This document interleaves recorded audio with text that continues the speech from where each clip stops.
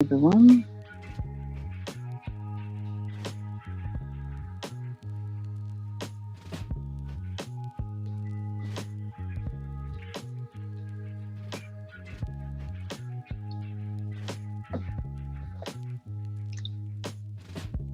Well, happy Indigenous Americans. I think that's what it is today.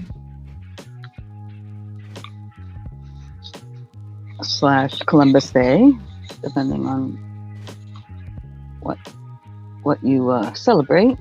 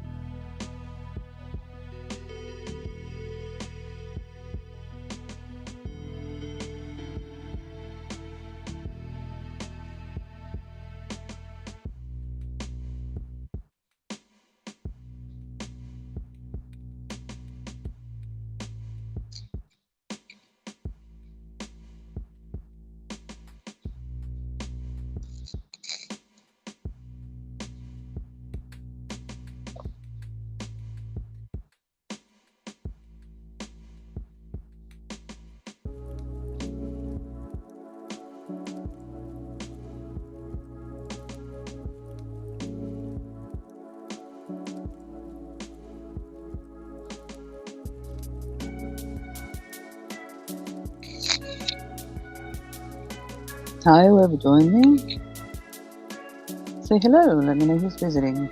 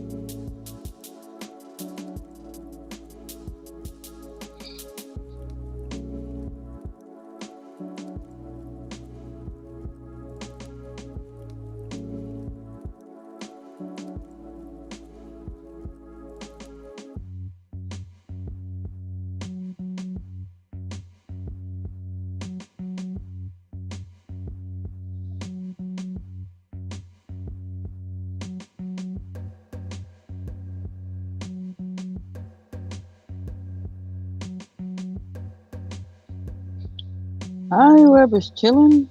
Seems like I got folks jumping in.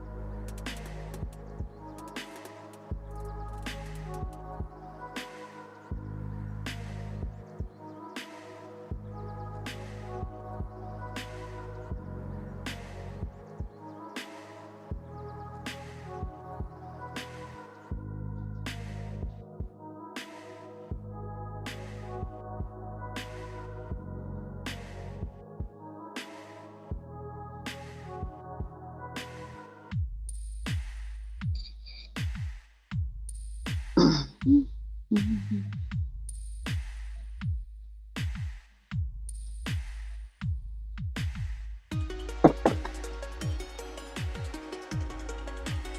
you, Ella?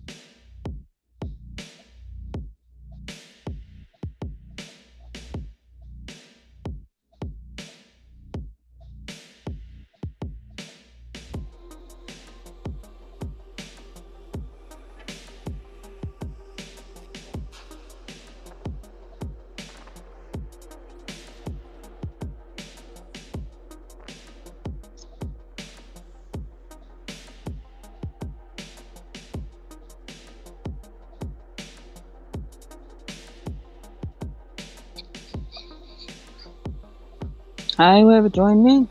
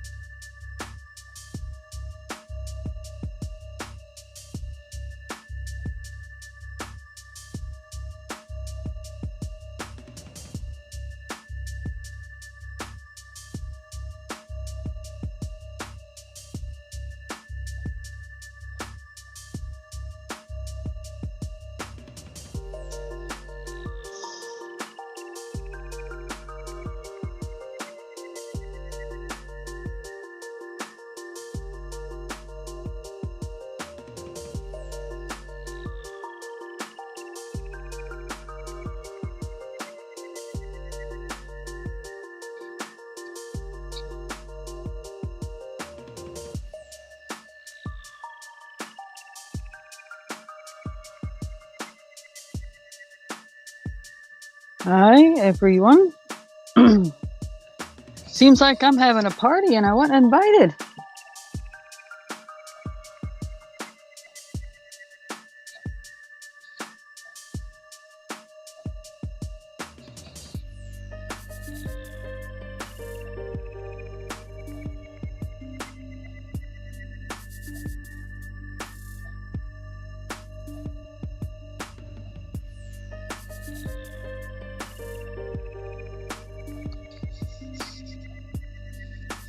Guess I got at least a dinghy full of people in here.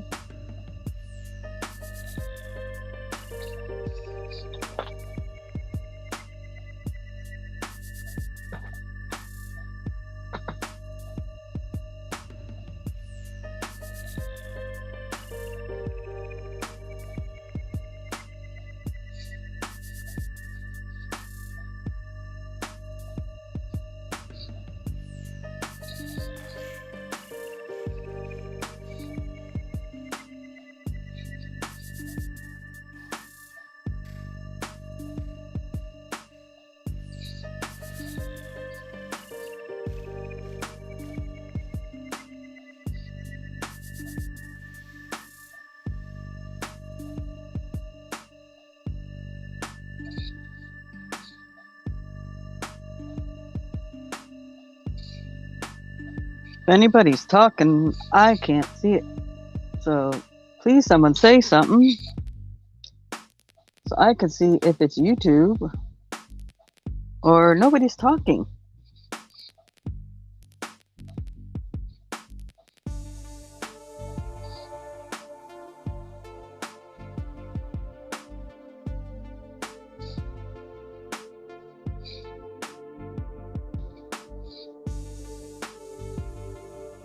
Hmm.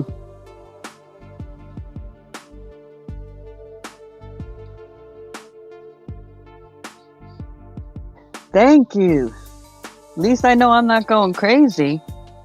Says I got at least 5 people in here chilling. 5 or 6 people, and nobody was saying a word.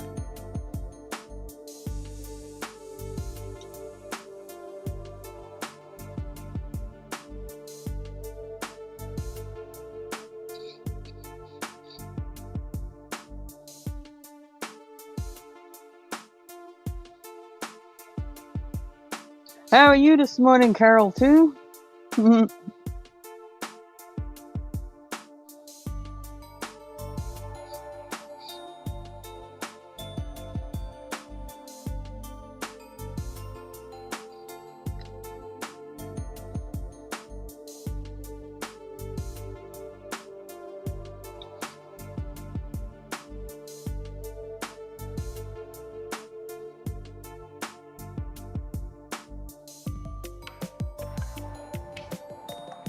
Oh, what you doing? What you doing?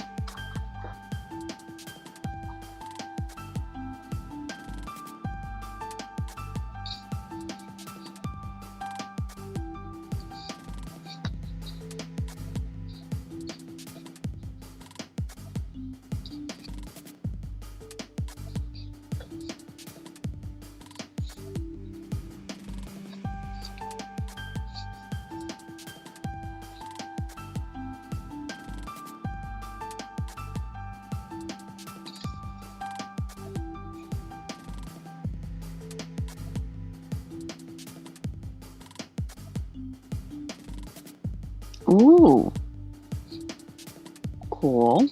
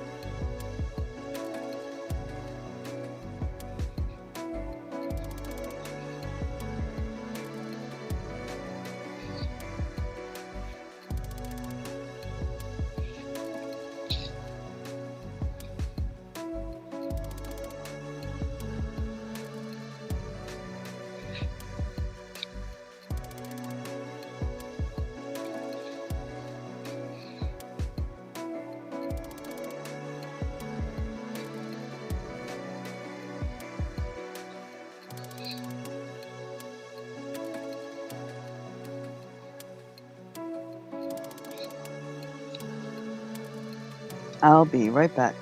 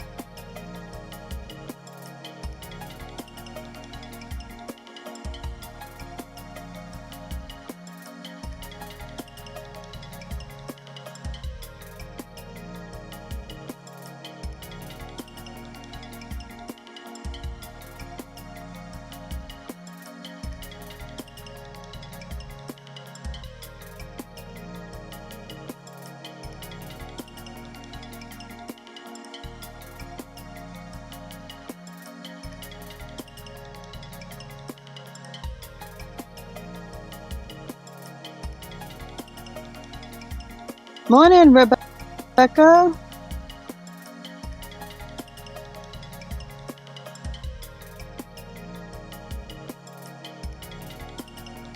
How are you today? Thanks for coming in.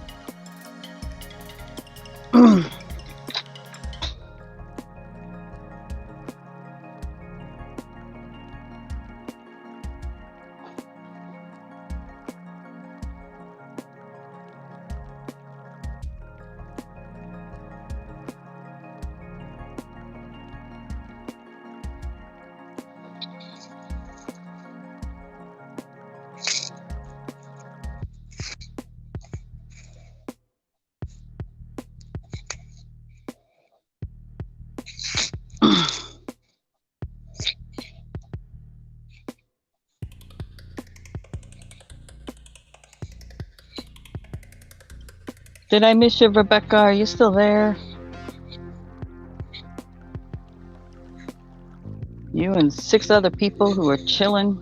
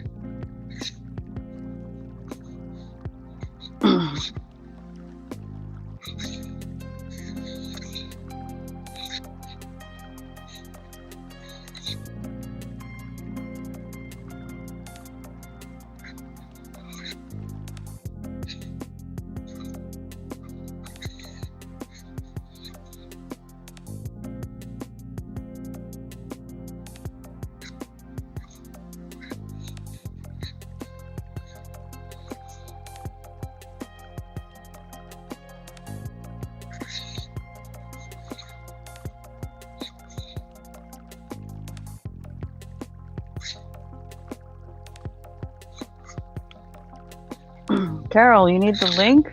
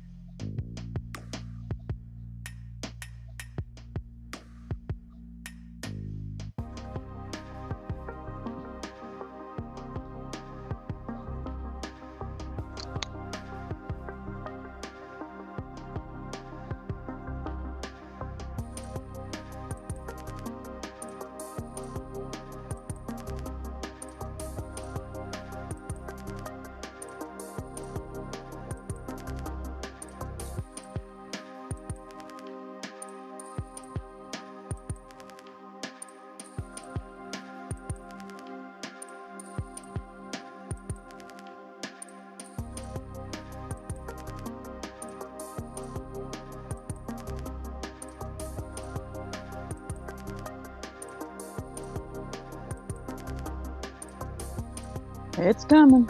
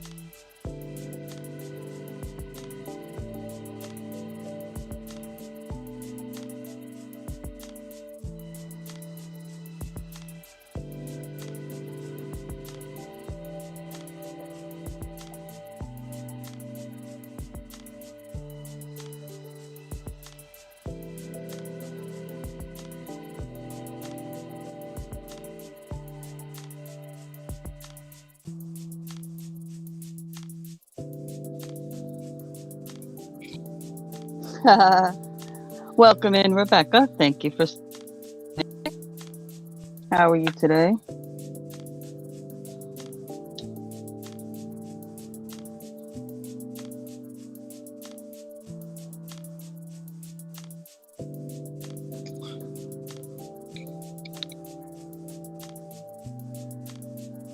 Well, since your first time here, I'll go over what I'm about. This is a place for you to come and chill, do whatever you need to do in the background so you have company. You can join me up on the screen if you're working on anything. That includes if you're billing or sorting or anything you're doing.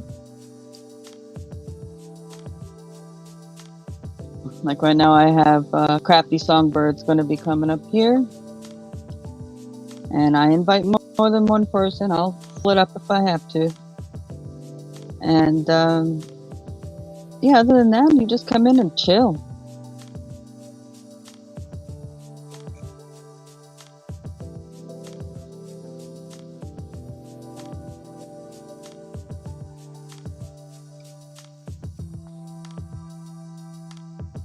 Now, to come up here, you either got to drop your email down there, or my email is scrolling across the bottom there. You can just send me your email there, and I can send you the link because I don't drop my link in the chat.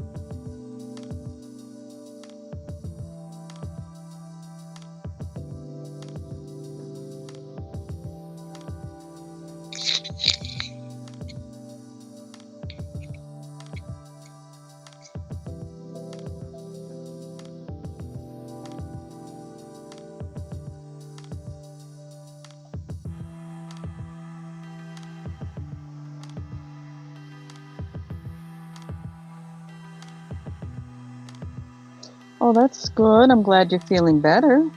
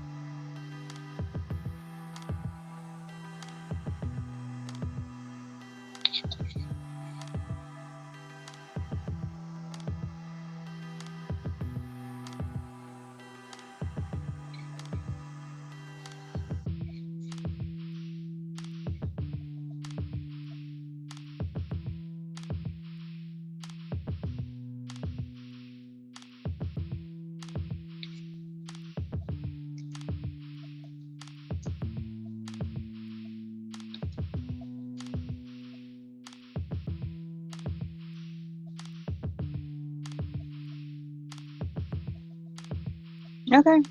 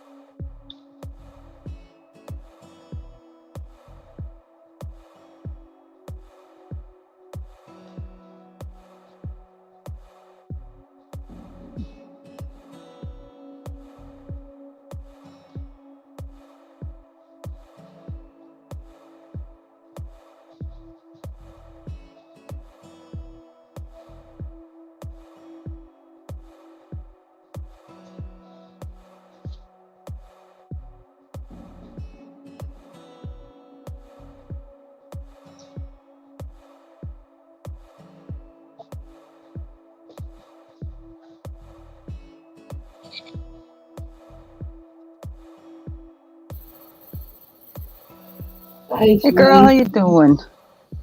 Yeah, okay. Working on these little projects.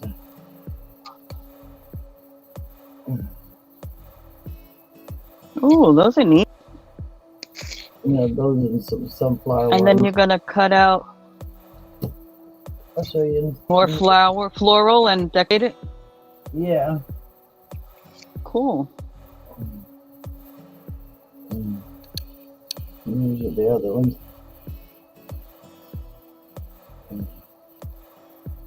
I took a little metal cutter for circles. And I'll show you as soon as I find my envelope. Mm.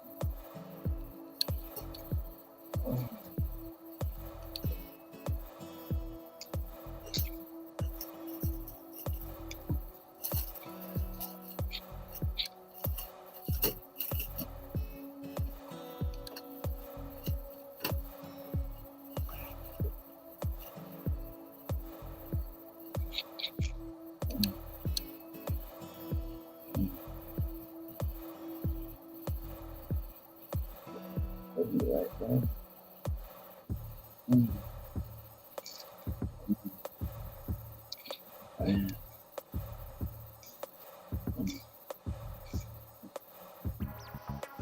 Yeah, you sound like you're having a day today. Hopefully this will help get things off your mind a little bit.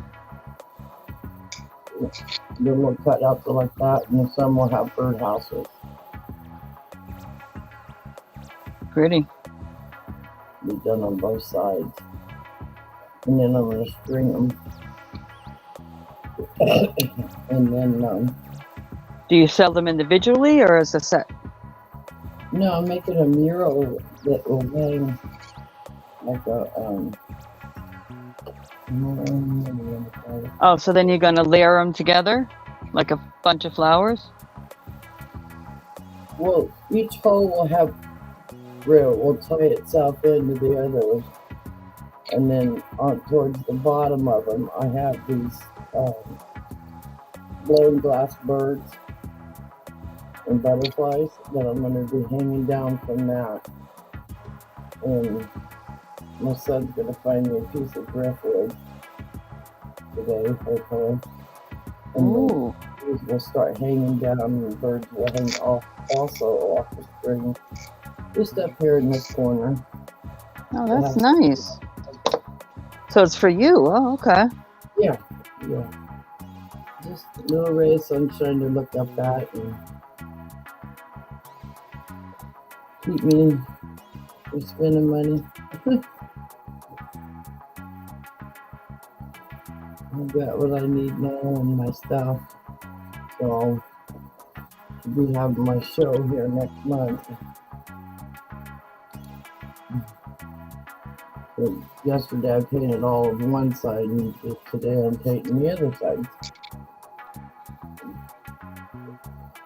And I'm doing such a light coat because of this being that balsa wood stuff. It will absorb it really fast. So doing the thin coat.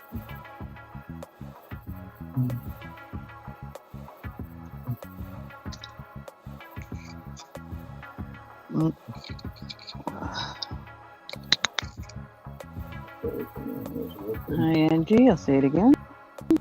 Hopefully it gets through this time.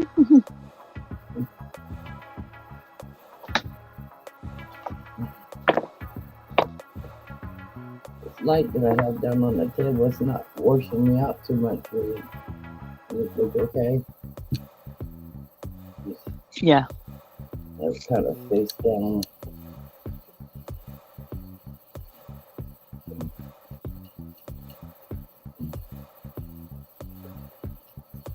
So, yesterday I was watching Ella with that other girl she was working with. And she was appraising you. She says, I get up every morning and watch her faithfully. Ella, yeah. She comes in all the time. She doesn't always say anything, but she's here. Yeah.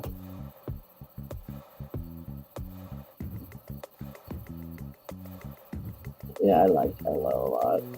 Yeah, I do too. She's only a county above me in Florida. Really? Yeah,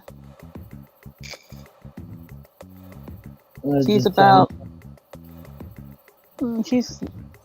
You gotta remember, Florida's huge, so she's about 45 minutes ish away from me. Well,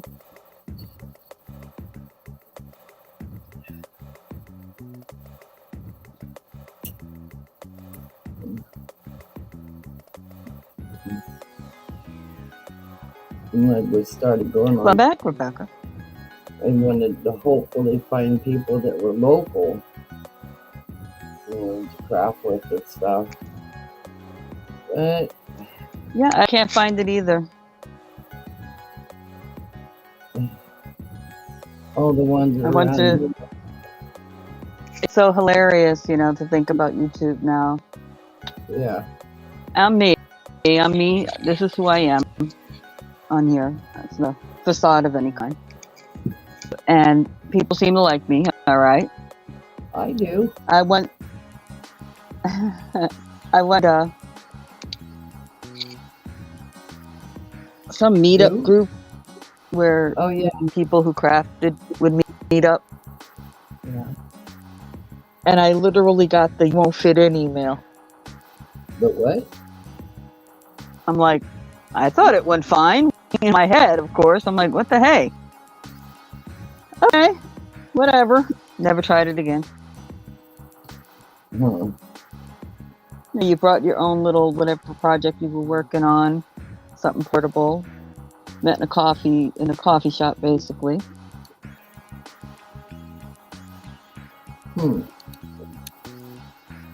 We tried doing it at the church, meet up with the ladies. But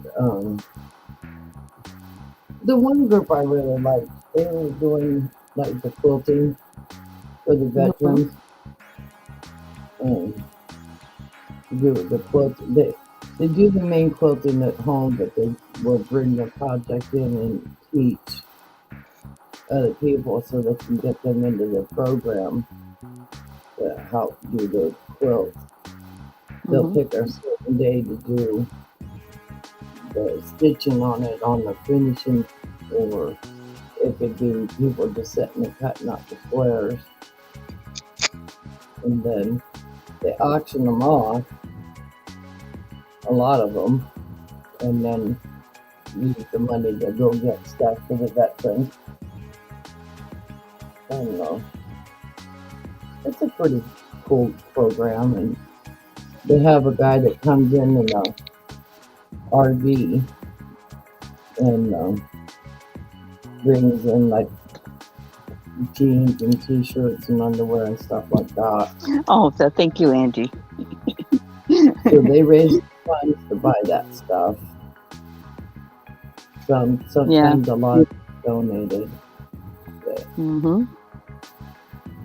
And then the other one was coming up with solutions at the church to help other people that were struggling, and just people talking about crafts and teaching people how to sew, and they were all little programs that you could buy stuff to do stuff from them.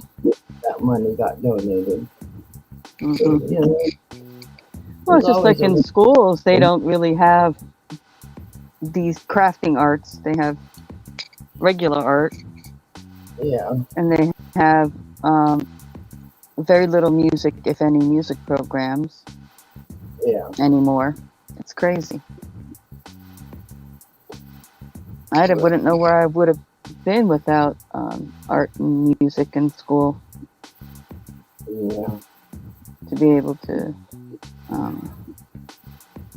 I mean, my mom did a lot of arts and crafts, so I was able to do stuff at home too, but to do something totally on your own, away from mom, when you're younger, and figuring that out, things, it's a different experience, Yeah. The other thing my mom ever taught me was go watch somebody else. Mm-hmm. You know, she was not an artsy crafty person in any way, shape, or form. So I'd come to her, oh, this lady wants me to come to the house. She wants to show me how to do this. And I just took it off from there. The only thing my mom really ever taught me is how to cook fish that I can remember. Because my dad fished all the time, and so did us kids. Hi, Bonnie. We got told if you're going to fish, you're going to learn how to cook it. All this is my husband living on the road and me being home bored. Kids are at school, so I'm doing my own thing. A lot of people like it, a lot of people don't like it, and a lot of people will buy it before I can get it finished. There's 3D prints that I do where I stuff them. I bring them out, I start working on them. My son tells people about them, or my daughter does, and before they're finished, they want to buy them, and I tell them, no, let me finish it. You may not like it. But we started buying manzanita, and we started cutting down the manzanita tree here. And then they had that big fire, not too long ago up there in the hills. So they had to go and clear cut a whole lot of manzanita. And we were told we were going to be able to purchase it. And the money would go back into the buying new seedlings. Well, Bonnie says hi. Here is like a scrub oak, but it's highly sought after because of its value and what people make with it. So here's this gigantic pile that they had bulldozed, said that we could purchase pieces, and some bird company came in and bought it all up at once. They're making those pieces that hang in bird cages. And nobody really got any of it. One guy clear-cutted some land for his home, and he sold pieces, but you had to get a permit to buy it from him. And it was just outrageous for the permit. So, anyways, I did the frames for some of my stuff in the manzanita frames for a while.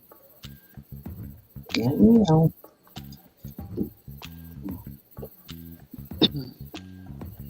I just find it really sad. Manzanita here is kind of like the redwood forest, and we just keep clear cutting it because of the fires.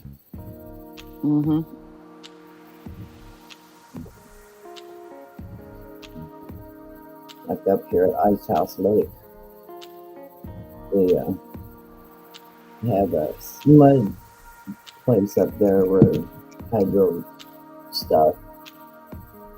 And God, they took down so many trees. And the paper that went out said they were clear cutting because of fires. Well, the following year is when everybody noticed that they were damming up the lake more. And then all of a sudden, here comes the hydro stuff. So they justified it by making these pathways out of concrete with wheelchairs. So that they would go all the way around the lake in wheelchairs, and that's how they justified about tearing the whole place up. And yeah, it's cool that they did that for the have people that can What? camp and stuff, and everything's right Sorry, there my for babies them. are doing their Yeah. things here. No need to look at each other like that. Nobody's doing nothing to nobody.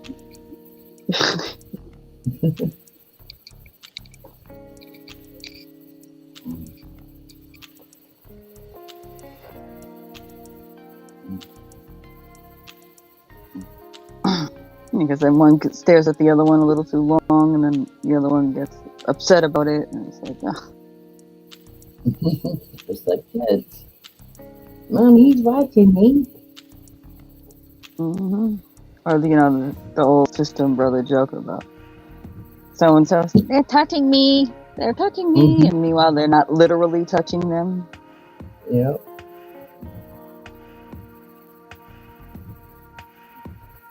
In a YouTube video, lady has like a pack of kids in the minivan and don't touch me. And they say, well, shut up and listen. He wouldn't shut up.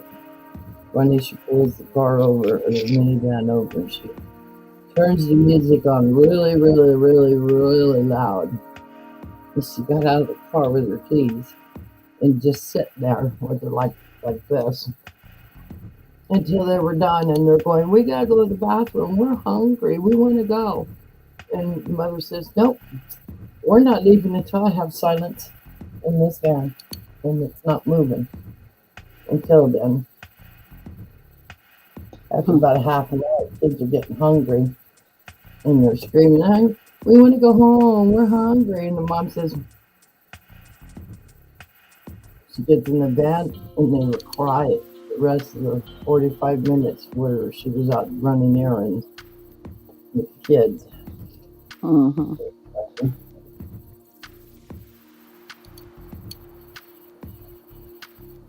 I taught my kids, when you get in the car, distract me. We could have a car accident. You keep your mouth shut or don't come. And so that worked for a while. They just didn't get in the car. When we yell at them.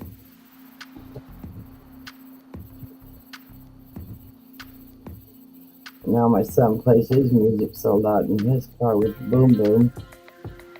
He's lucky he has it in here.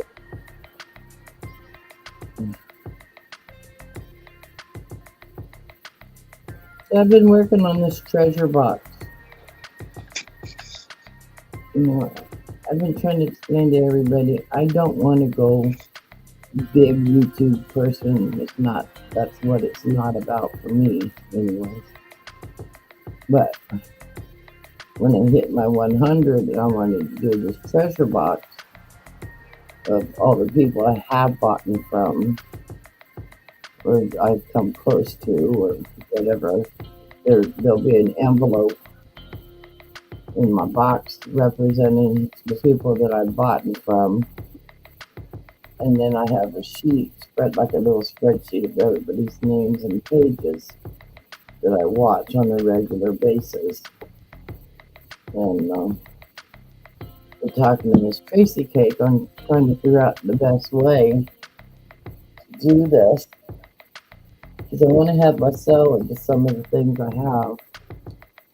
And then I wanted to do the treasure chest. And the treasure chest will have an item of the person that I bought from with a little short letter saying what their names are and representing their page. And we haven't come up with an idea of how to quite do it yet. She said I should just auction it off at a certain amount of money, for each person to come in, and then put their name in the drawing. But in the very beginning, I thought I would kind of do it to where if my page and people were there, I do it as a drawing because I think the drawing thing is a good idea. But that's a lot of stuff you put into that to. Yeah. There'll be a couple brooches. There's fans from Jazzy's Junk. I'm gonna put in there um, Tracy Cake's coffee's gonna be in it. The chainmail stuff I do, and a couple of necklaces, and the cards from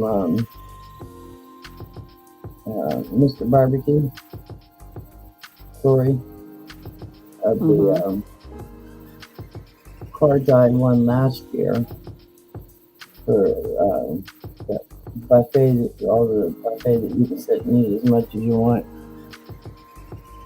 And I was all excited to get those cards from him when I won them.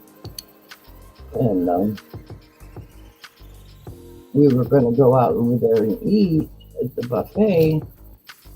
So we had set a date, me and my daughter, to do that. And 2 days prior to that date, there's this big article on the news about the restaurants are being closed down for sanitation reasons, food not being prepped correctly. And so I looked up the one that's the closest to me, and the one that is the closest has had 38 bad reviews within the December and January. So I thought, but the food prepping's not staying, but like the cold stuff is not staying cold like it's supposed to. And they found E. coli in the coolers. So I just said, yeah, not for me. So I'm gonna put those cards. But it's only been the San Francisco and the Sacramento one that's been the worst. And I'm not a fan of really buffets.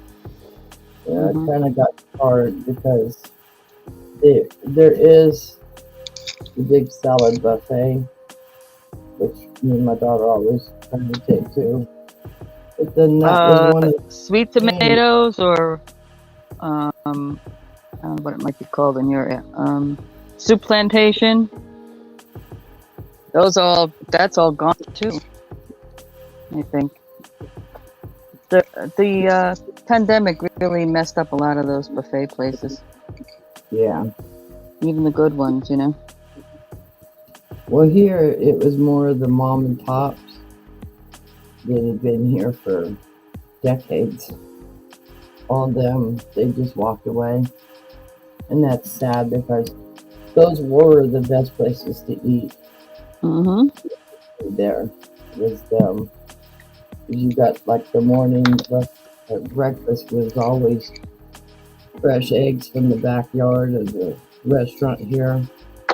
So everything was fresh garden goodies from the lady down the street. And, it was like having mom in there to cook for you all the time.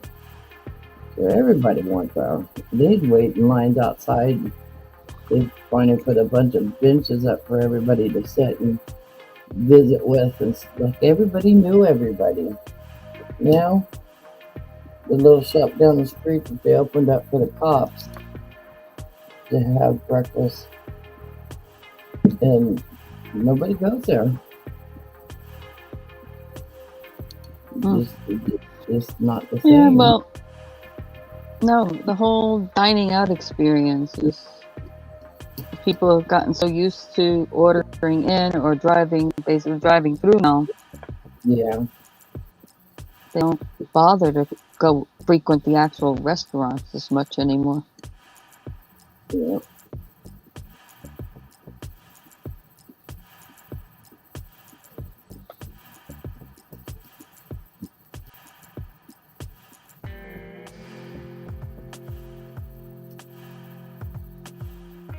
Rebecca?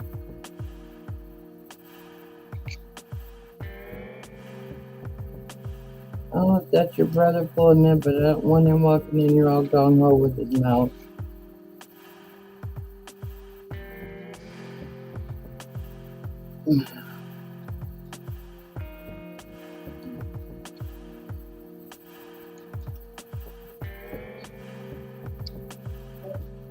I don't know if that was Mike that just pulled out. Just don't want him coming in here, not knowing I'm online. And his mouth over right in his face.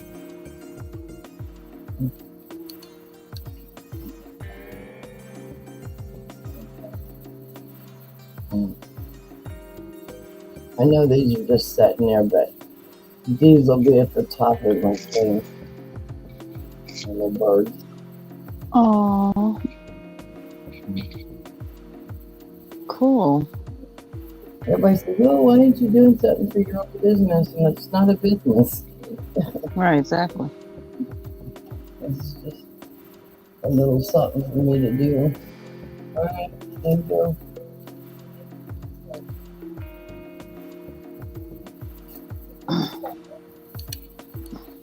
You need to catch the heavy set guy.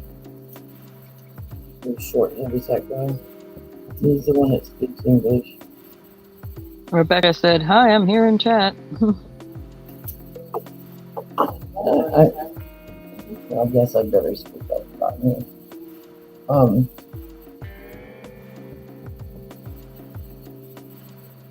I have a reading disability, so I always don't read the chat unless it's something I see in repetition all the time.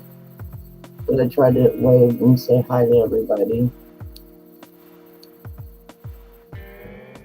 That's why I read it to you. I know. You said.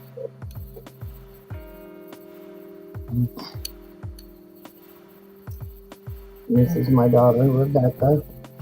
Mm-hmm. My sidekick. Yeah, I will get some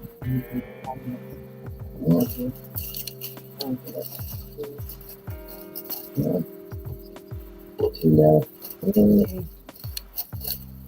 What is the butterflies going to do all over? No. I'm done them yet.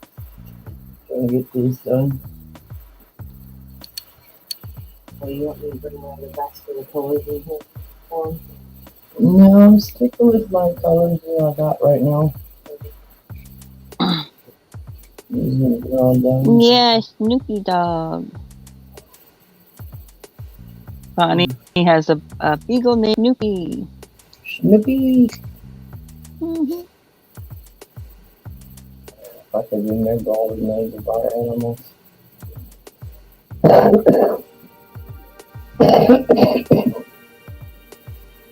We got a Mongo,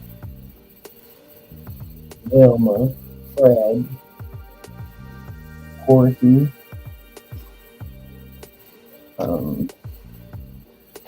Shadow,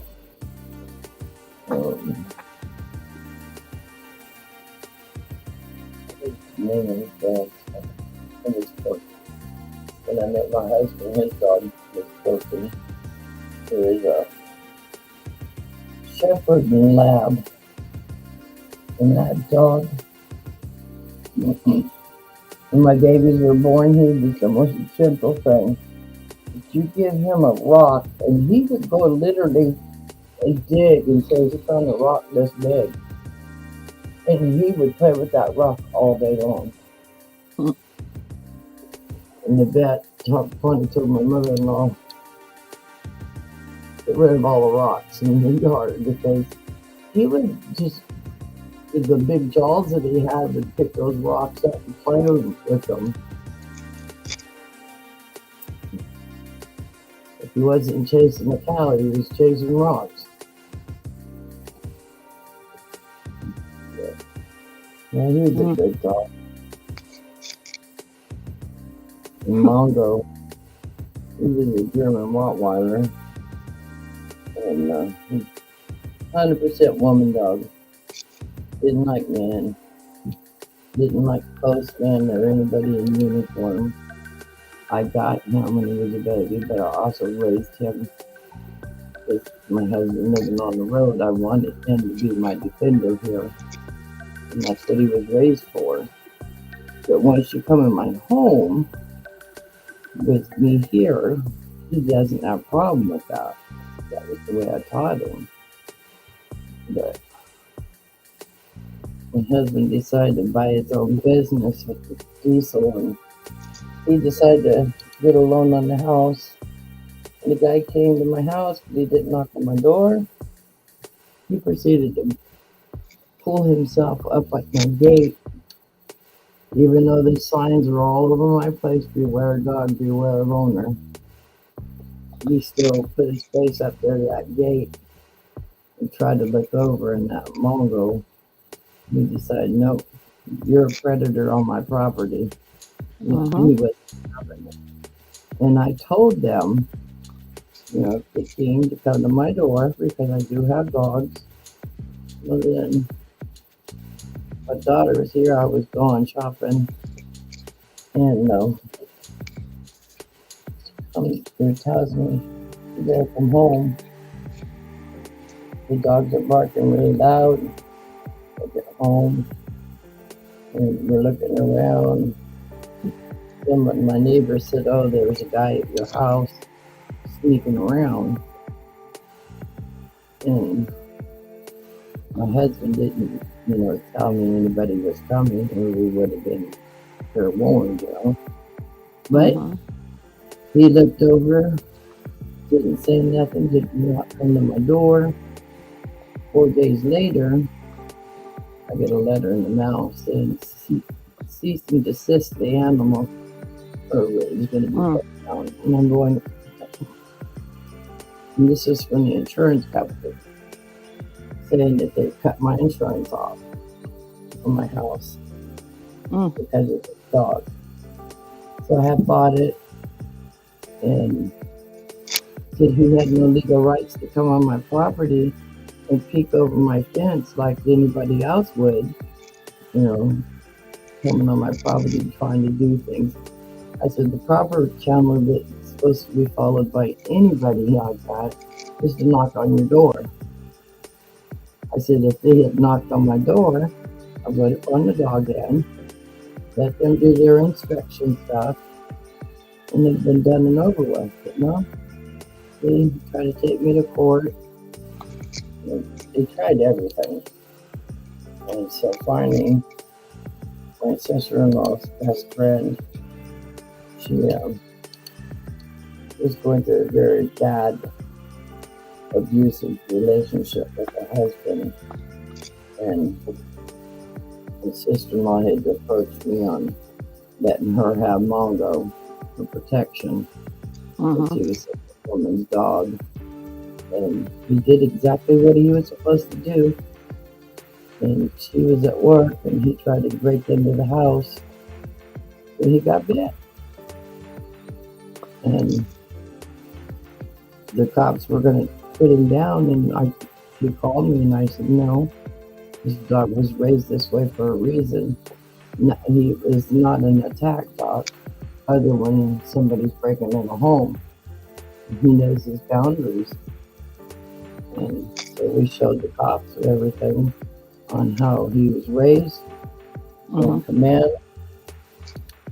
And she taught him her command to her. And I said to the cop, I said, listen, I said, where's our rights now? So if a man breaks into our home, we can shoot him. We don't go to jail. I said, but if we have a dog for protection because women don't want to use guns, so where are you guys going to draw the line now about animals? Well, it wound up in court, and I defended her 100%. And then what made us have to put him down, which we didn't put him down, he was taken out to a ranch. But they wanted us to put him down, and I fought it and said, no, we're not going to do that. Just because somebody was out to attack a woman and do bodily harm, and the dog's there for protection. That's why people, raise these dogs, is for protection for their animals, for their home, their children. And but the whole bottom line is that when San Francisco There was a lady that was doing drugs and selling drugs out of her home, and the cops did the investigation. It was about 5 years, 6 years ago, and um, the woman cut a hole in the Hi, floor Ella. at the front door. So when she'd have the dog, when somebody knocked at the door, she'd have the dogs go down. It's like a little basement. But when the cops came with animal control, they were at the door and they said they were there to take the dogs and seize the animals. And she said, "Oh, no, you're not." And she pulled on the string and said, "Attack, attack." So the officer and the animal control both got bit up. So they wound up getting the dogs. But out of that whole situation was where homeowners, certain ones won't cover your house insurance because of dogs. And California passed that law, and it's a bullshit. That's all I can say. You know, because you're taking the rights of a woman's rights away that don't want to bear arms. Yeah. You know, you're taking the protection away from a child having protection. And so when they did it to me, I said, "So what you basically want me to do is take a loaded firearm and set it on my nightstand with the safety hook on it so my kids can't touch it. But by the time I get the safety lock off, he's either going to kill me or kill my kids." I said, "No." Well, he wound up here in Lincoln at a big ranch, or a big horse ranch. And I was happy that happened. So I felt better. It's just, I don't know. I took these two little guys on that I have now from my friend. So, Ella, you doing your normal sorting?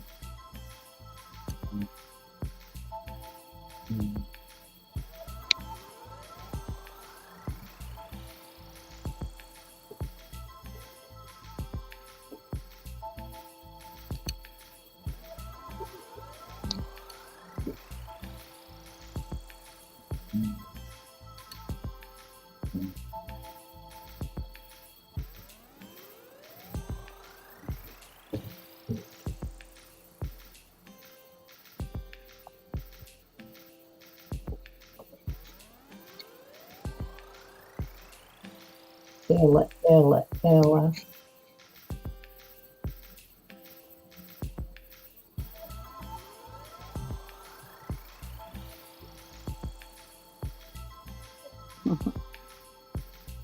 I was watching one of her lives one day, and I was on her live, not selling anything, just watching them. And I think I remember being first saying hello, but I had to laugh. She's such a sweetheart. She's going, "Mwah, mwah." And I counted. There was like 200 by the end of the show. He's so cute.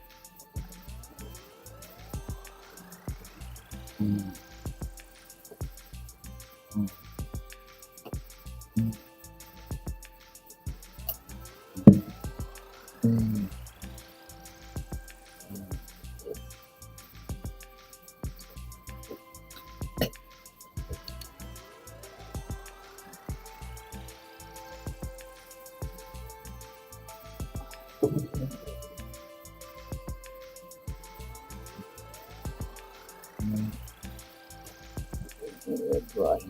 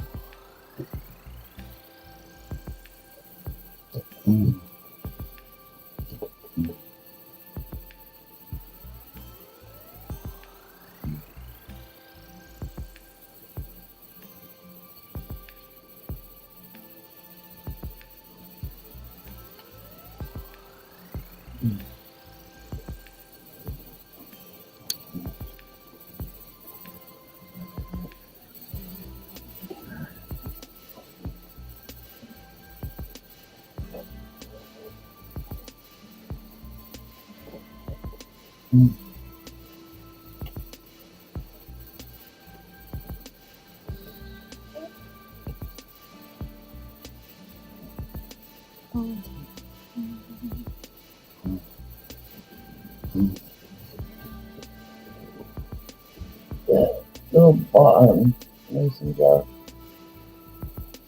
You put the silver water in there.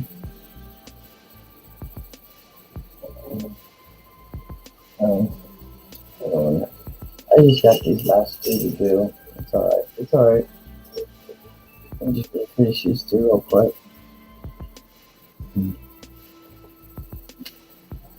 Let me lift these out so fast.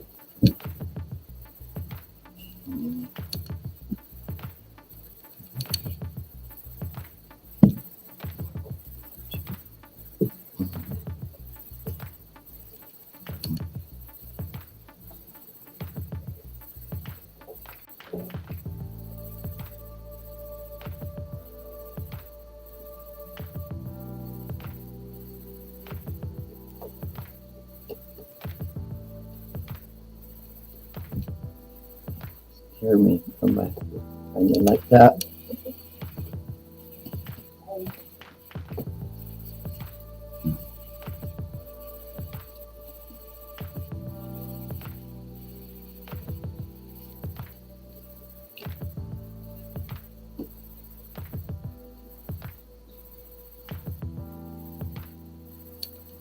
One time, me and my daughter were out shopping, and I seen this little thing, and I thought was a little rat running across the street, and I don't like running over any animal. It was a miniature little Yorkie that had gotten out of somebody's yard. And so my daughter jumped out, she picks the dog up, and it was like a 4-lane of traffic. And I'm really surprised somebody else didn't stop. Maybe they thought it was a rat. But anyway, she jumps out, we get the dog. And on each side of the highway is a lot of houses, project houses, apartments. And I didn't want to say too much, because it's like when you get a Yorkie like that, everybody says it's their dog. And so we were driving around and going up and down the street. I come across this one old lady, and she's welling her hands up. So I thought, oh, it was her. We're kind to find out we had a real bad electrical storm, and her house was the one that got hit with the big boom everybody heard. So she's out there welling her hands up in the air.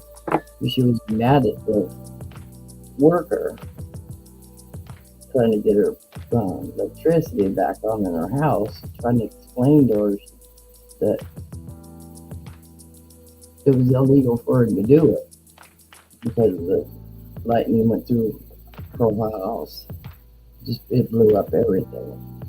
She wanted electricity no matter what. So she was going like this. So we drove over thinking that it was her that lost the dog, and Mm-hmm. it wasn't her. So I didn't see anything. I drove around. Still couldn't see anybody outside. So I started asking just a few things about people in the neighborhood. Nobody claimed no fame to this little dog.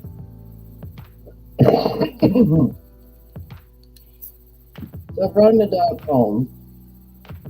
But on the way home, we stopped to see if he had a chip or whatever. No chip.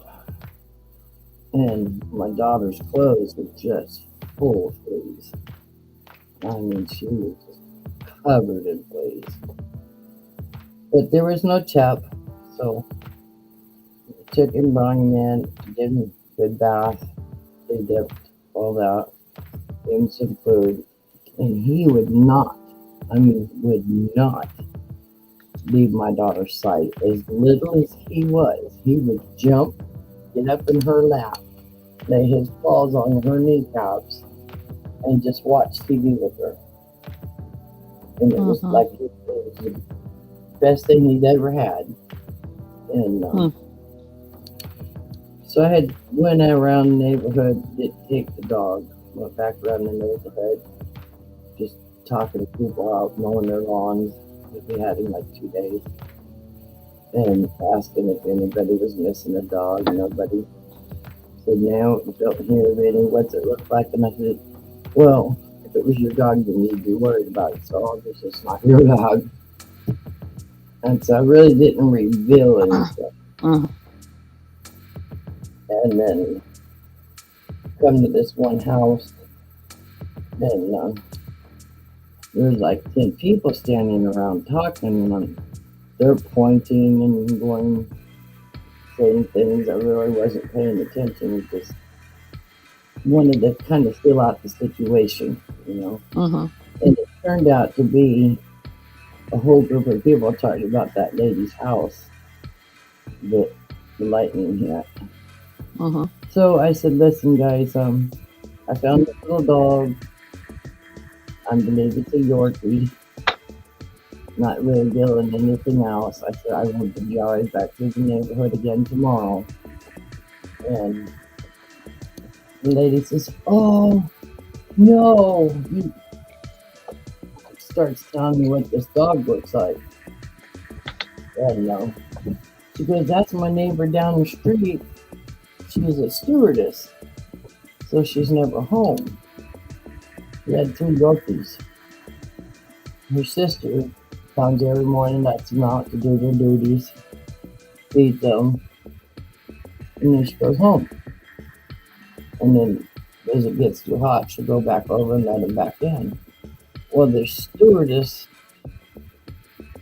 was stuck in some town that she couldn't get home. So her sister was going there 3 times a day, and I guess she didn't get the fence lock closed, and he got out. Well, somebody put the dog back in that day, but they got out, and they got out again. That little one just was bound to German. He wasn't wanting to stay there anymore. And he crossed quite a bit of traffic Mm-hmm. on another street. But the lady comes to my door. She left my address with one person. The dog belonged to her. And I said, well, why do you have 3 Yorkies that are babies? And I'm one, and you're gone all the time. I said, do you think that's really fair to those little dogs? Yorkies are very needy little dogs, especially that dogs. I said, ma'am, were you even aware of how many fleas are on these dogs? She goes, well, I haven't been home for a month. Oh, wow. So, anyways, she wound up giving up the Yorkies to a pet store. because she'd just gone too much, and it was too much for her sister to take care of them. And the neighbors were getting mad because they felt like their hands were tied. Yay, those ones are done. Mm.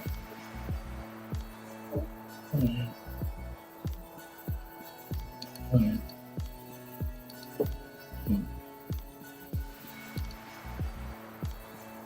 If you want to take me off screen for a minute, I'm going to go wash this brush and this cup out from the paint. Oh, okay. I'll just make it small. Okay. Appreciate that.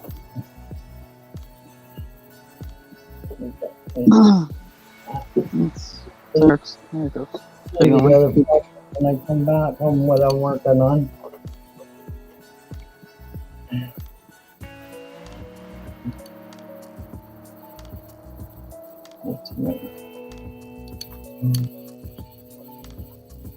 Sweet little Tamara's given up some coffee that I didn't get in my order of peanut butter coffee from Stacey. Mhm.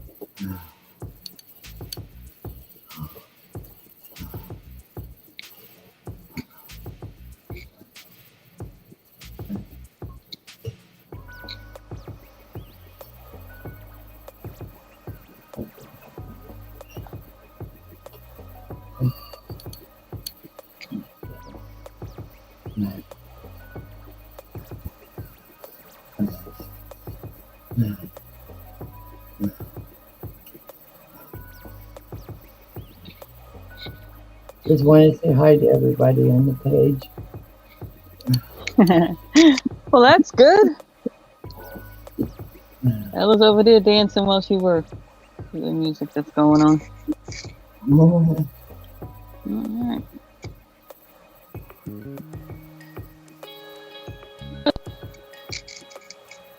See if we can get it geared up a bit. Remember those little plastic flower things I was showing you? Well, I had them packaged up to sell and nobody was buying them. So I decided I was going to do something with them. I'll make hat pins. So I'd start putting them together.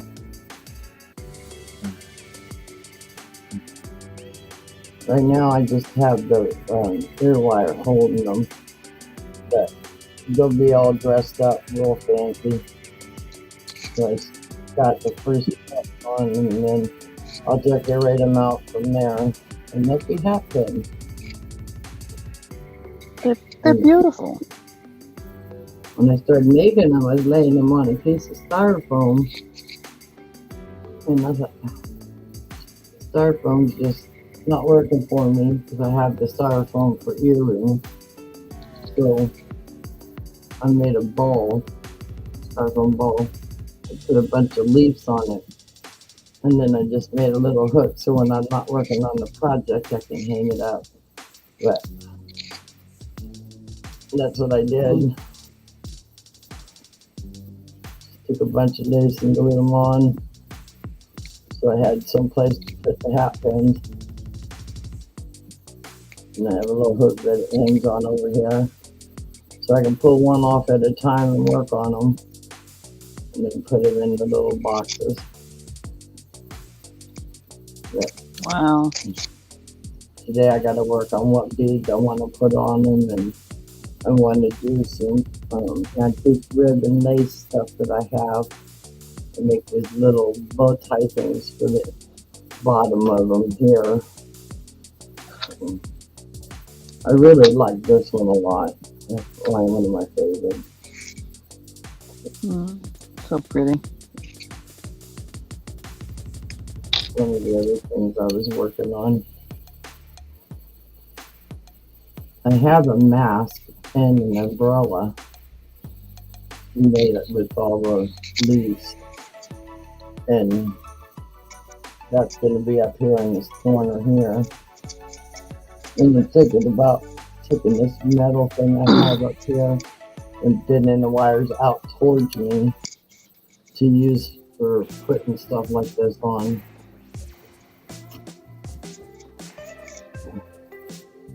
I'm not sure what I'm talking about.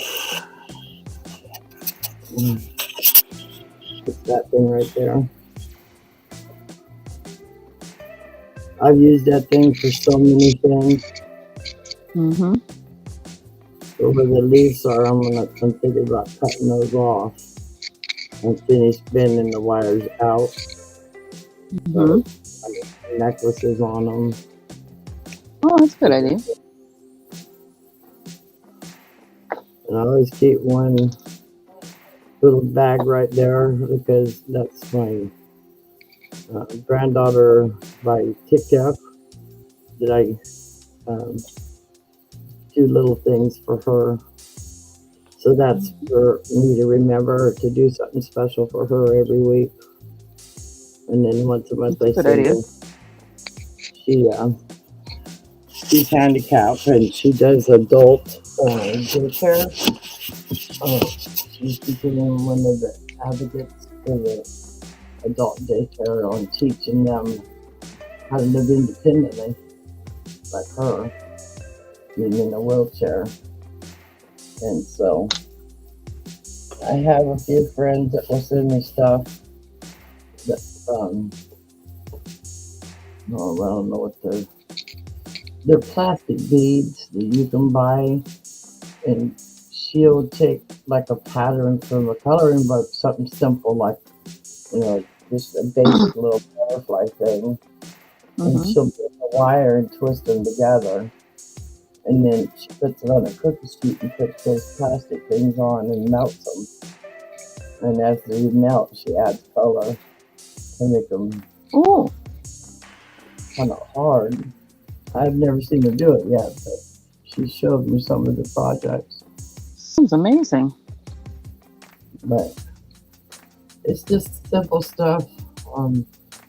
I try to collect the big markers that are kind of chunky for them that big, because a couple of the girls, their hands, they can put the pin in their hand and they have a special tube that hooks to their fingers, so if they want to draw, they can draw. Right, and Stuff control like the that. pen better, right? Yeah. And Oh, she goes to the um, I don't know what this lady's name is, but she's the head lady that does all the nursing, home nursing for people. But she goes to her once a month, and they take and go on a short vacation to different places, and they meet up in the motels, lobbies, and things like that.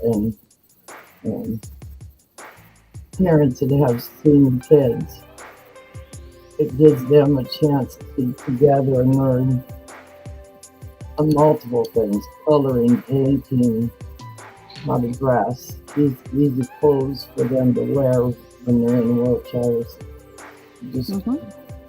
different stuff. I had one lady, she took a bunch of shirts and cut them down the back and put one button each on each side to make it like a smock for them. They were really large shirts because a lot of people, they don't like things touching up here. So she would do the Mm-hmm. smocks out of large shirts. We collected a lot of crayons, coloring books that are, not anything dainty, but big, like Mm-hmm. squares and triangles and stuff like that. It gives the adult daycare people a project to work on with Tara, and it gives the parents, they could be there 2 hours or 3 hours, I don't know what the time limit is, but it's fairly new, and what they're doing is, because I see a lot of them around here now, but all it really is a human babysitter for adults. They don't do any crafts, they don't do anything, they just Yeah, drop I know. off. I've been into one where they just were literally sitting there in a big room, like day room, watching a television, Yeah, all lined up, chairs or wheelchairs, and it's like, really? yeah. I see Tara, she's pretty smart in her head, and she's gotten out on her own, and she's got a lot of certificates on teaching these kids. But independent living is okay because you got caretakers. She's got 3, and she's got her morning one that comes and bathes her. Well, she doesn't really bathe her, she watches her, make sure she doesn't get hurt, and then gets her breakfast and gets her set for the day, make sure she's had her meds, all that kind of stuff, and then Now, Ella, ever since she said she's dancing, all I can think about is seeing her dancing and through her stuff, getting it all put away and sorted. you got in your head. Dancing through her things. It's so funny. And I put on one of her videos, she's coming out of the doorway and she's dancing and just having a good time.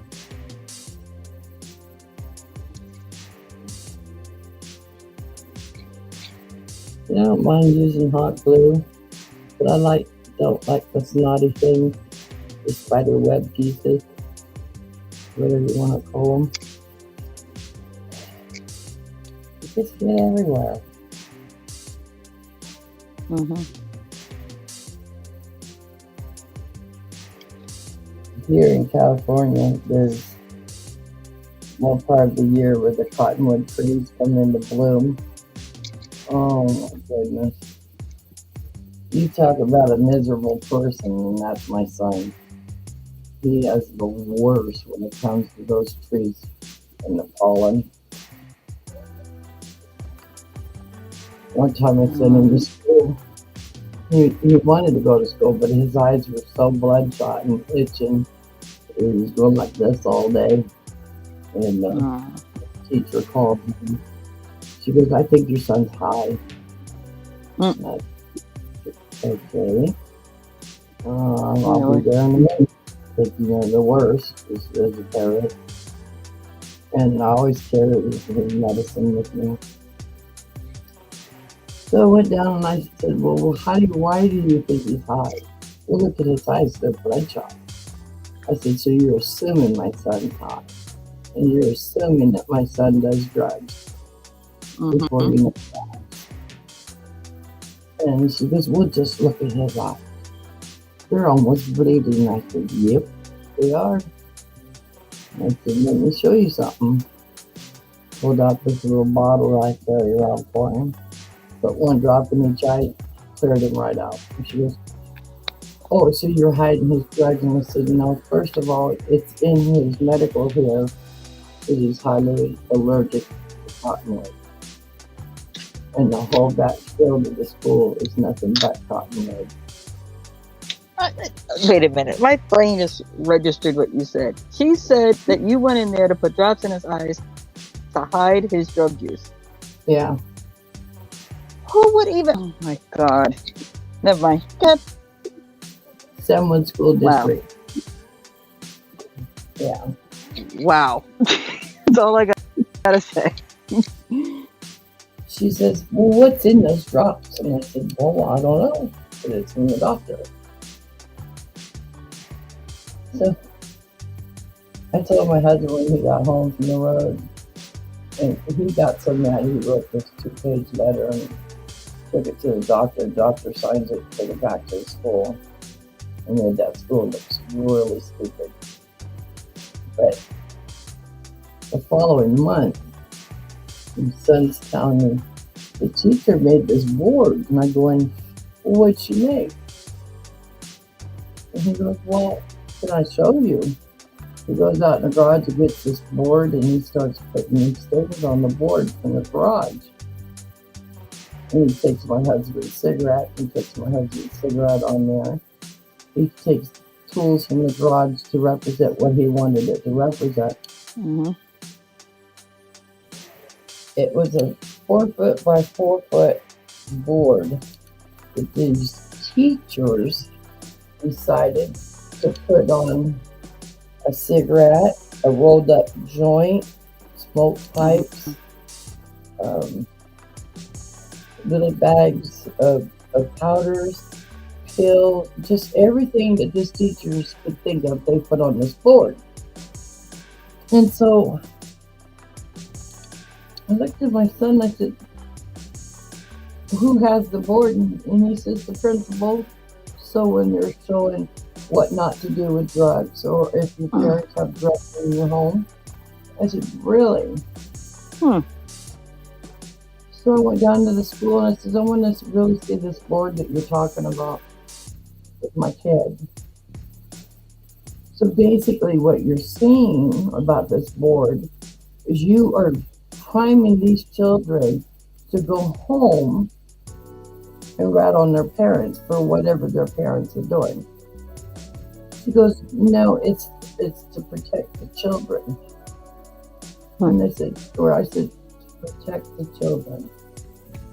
What my son got out of it is that other people could do drugs and he could do it with them because he's seen it on the board. That's what my son got out of it. And I said, as far as pipes go, why are you showing these children what all this stuff looks like? Because now half the kids in the classroom want to go check it out now. And she brings out this like this, and she's showing it to me. And I'm going, really? So I said, took about 8 pictures of it. went down to the sheriff's department, showed the sheriff's department. I also got child abuse people involved. And Mm-hmm.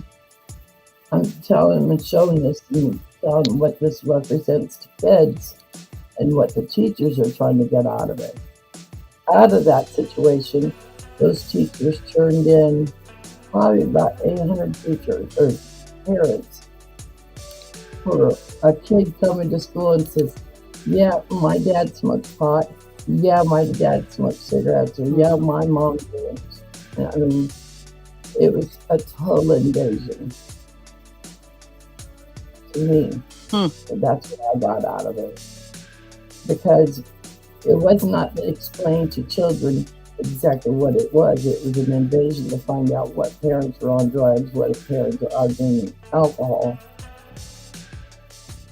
And so I really got heated over it because, one, you taught my son what a pipe looks like, so now he's interested in doing a pipe. I said, we don't drink around our kids. Now the kids want to do drinks because you see it in the store. Why can't I have that? Why can't you buy that for me? You know, and gosh, oh man. But the school psychologist sent me home a letter, and I was so mad and so heated. She wrote my son up for doing to one of the teachers. And I went, you're giving my son 3 days off because he whistled at a teacher. Oh, I was heated. I really had to put myself in check before I got out of the car and walked inside to just put myself in the back of my head and not explode. So it turned out to be a parent conference meeting, psychiatrists, teachers, my son, and the other teachers of the campus. And in walks the teacher that my son said that he whistled at. Mm-hmm. She's an ex-Marine, or whatever at the time they were talking about. She comes into work after her workout at the gym. She has tights on. She has these little bodysuit things. Mm-hmm. Comes into the class, opens the class door, lets the kids come in, and then she goes to the locker and changes clothes. Why can't you change at the locker where you're exercising? Into proper attire, correct. Yeah, instead of coming in these little tutu outfits. So, as we're talking, there's a wall of chairs. I'm me and my son and the principal and the school psychologist. The other two teachers walk in and they're standing across the other side of the room. And my son had told me about the principal.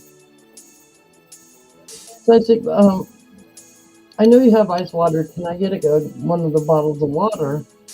So I went to reach for the bottle of water out of the freezer, out of the little ice box. Principal jumps up. No, that's my water.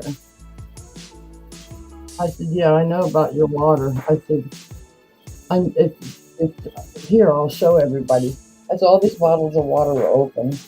I said, furthermore, I'm going to pour one on the floor. I want you all to take a smell. It's vodka. She's drinking all day long. But the teacher in the one that my son whistled at walks in her little tutu outfit, and she's, we're all talking that my son's behavior is out of control because he's whistling at a teacher that's young, dressed like a tramp, one, and should not be dressed like that in front of a room of 30 boys and a couple girls. My son got singled out, basically. She goes, well, your son comes in here and he whistles at me all the time. And I said, well, then don't dress that way. That would solve the problem. And I said, you have a dress code on these kids. Why can't you have a dress code for yourself? Mm-hmm. And so she just kept coming at me. And she turns around to reach up for one of the bottles of water and pulls her little panties out of her butt while she's got her butt facing everybody. And I said, there you go. You just seen it yourself. That's why the boys are whistling. Because she's pulling her little outfit down out of her butt crack. I said, that's what the boys are whistling about. It's in their face all day long. I got so heated up in there. I really had to watch my mouth and not really jack. So when I threatened them with the letter that I had from the psychiatrist that my son was having and all the issues that the school was having on my son, I said, really, so a lot of this that you're blaming my son for, now, one of them was a punching bag that a lot of gyms have. It was donated to the school. It was in a room for all the boys to go in there and punch on the bag, have their downtime or whatever. But the punching bag has thousands of signatures on it from kids. And she decided to single out my son and tell me, oh, your son wrote on the punching bag and I don't approve. Okay? As a mom, I grabbed the rags and the cleaners and I went down. Here's this punching bag just full of signatures. And I said, really? Is this what you're writing my son up for writing something, which was his name, and saying I'm a cool dude?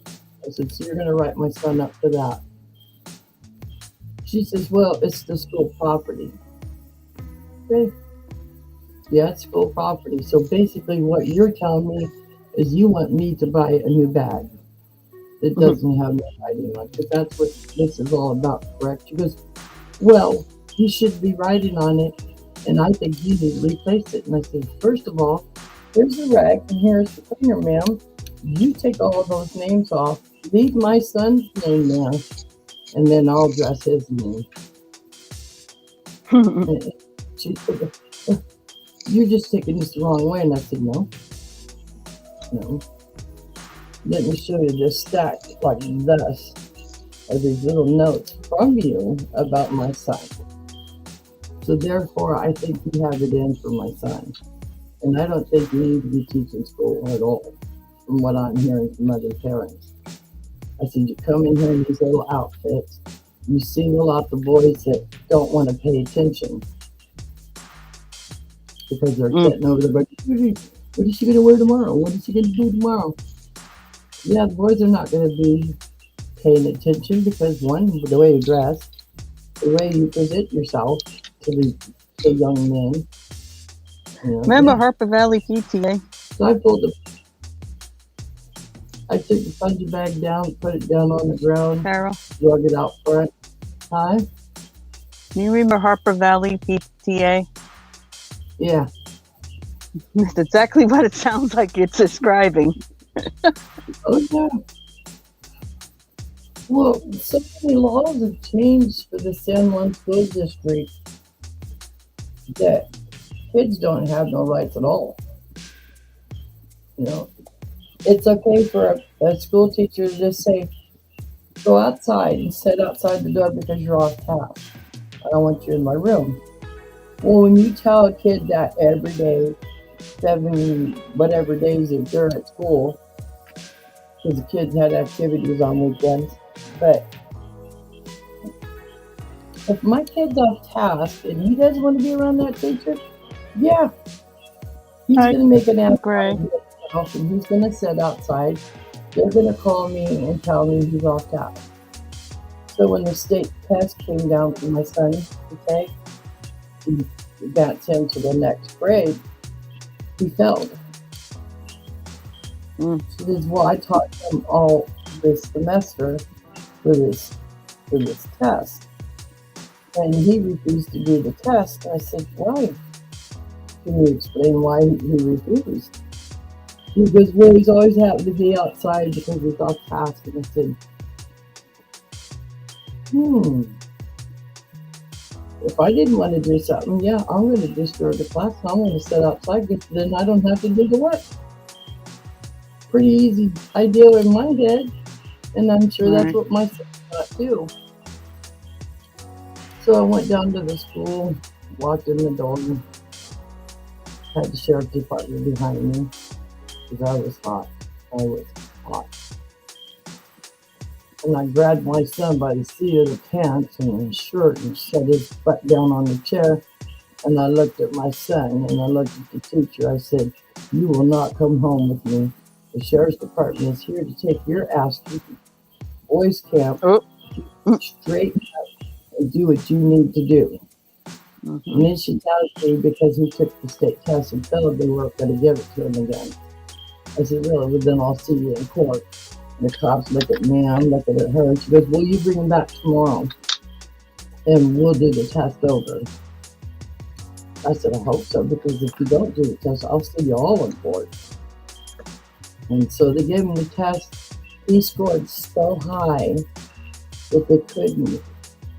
He was already so far in college stuff that they couldn't score him at his age. And so I asked her, I said, so basically you're telling me my son's bored when he's here, but that's what I'm seeing, and that's what the psychologist is seeing, is he's bored. And he's one of these kids. If you tell him to read the pattern that you're reading and he comprehends it, it stays in his head. It'll never go away. Right. Idyllic memory. Yeah. He never wants to read it again because he doesn't have to. Because it's locked in his head. That's the way his head works. I didn't know that, just growing up. And it explained a whole lot of why he got all these letters saying he was off task because he was so bored. And he did 2 years of work at home with the school psychologist and the teacher's aide to pay him once a month to bring him work. And he wouldn't do the work for me. I mean, I fought tooth and nail, so I took toys away, I took everything away. Didn't do real good. And I said, so, today they're going to come pick this work up and you don't have it done. I go to jail because you're not learning to go to school. You're not learning this and you're not learning that. I suggest you go get it done. Get it done a whole month. A whole month done in 15 minutes. And then guy comes, picks up the work, grades him. He goes, I don't get it. And I said, me neither. I said, I fought all week, every day, each week, trying to get him to do that work. And what is he doing with his life now? He went to be a mechanic. His grandmother offered to pay for him to go to Wildcat. He says, no, I'm bored already. And he'll work on people's cars.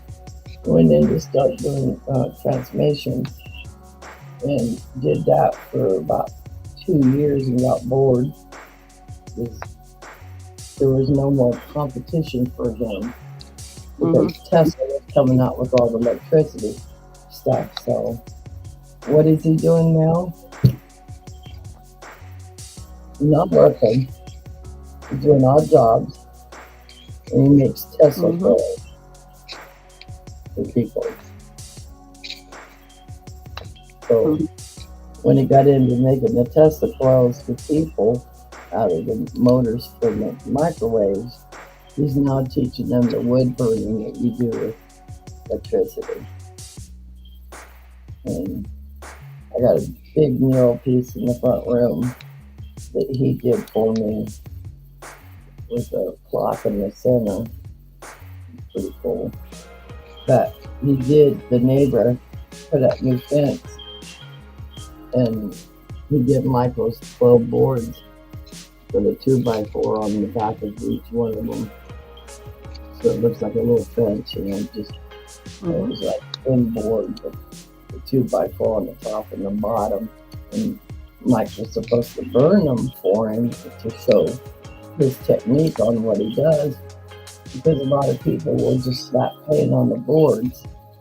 Mm-hmm. And so he burnt 2 boards and took them to him, and that was the last of that.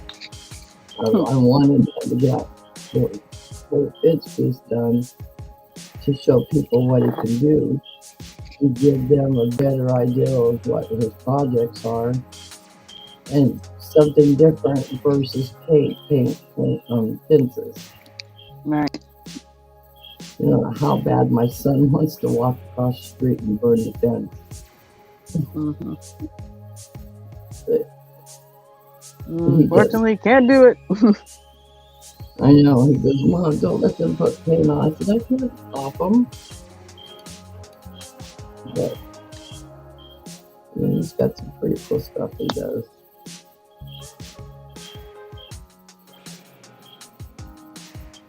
Wherever join. And doing dream catchers with me and my daughter, you know.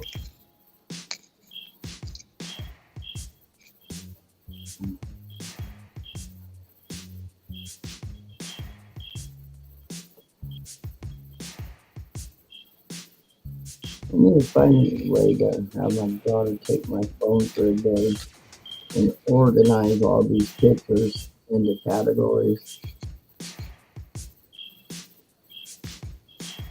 Craft pictures, things that my kids have done, the maintenance on the house, stuff like that. Here's one of the other things I like doing. The old timer lamps. I seen that on Pinterest and made a whole bunch That's of cool. this lady. She hung them in her shop. Make that big. Hold on a second. You get you big, and then you can hold that up. I see it bigger. Try to get this light so you can see it better. Let me unplug this. I'm not charged. It's basically vintage lace and those dry flowers that I use. Any day now program. Hold on. Yeah. Okay, I got that part. Now I got to get the other part.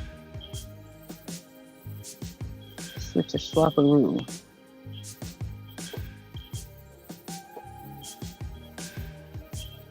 Come on.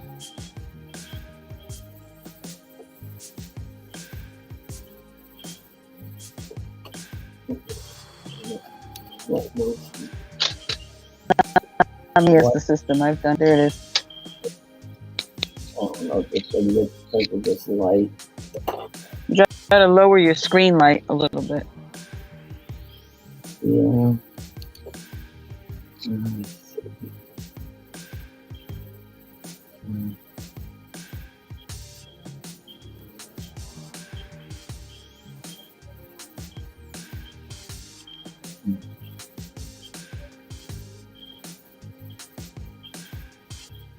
Come on. I lost the picture. Of course.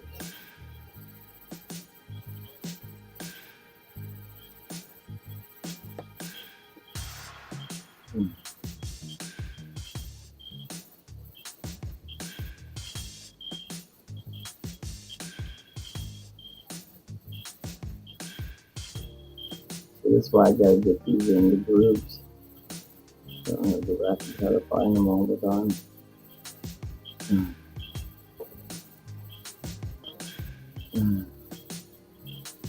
How do you show me how to do that?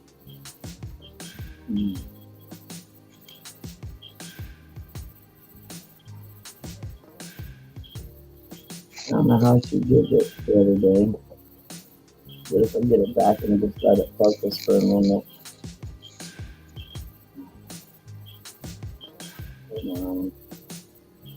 Rebecca?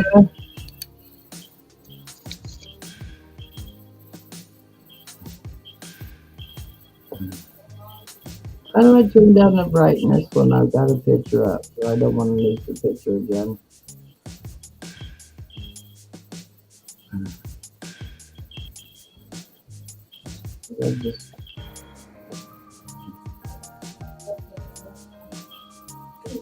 The screen? Yeah, This screen or this one? this one. You see, when I show it up there, it's real bright. Okay, it's doing it. They show All of it.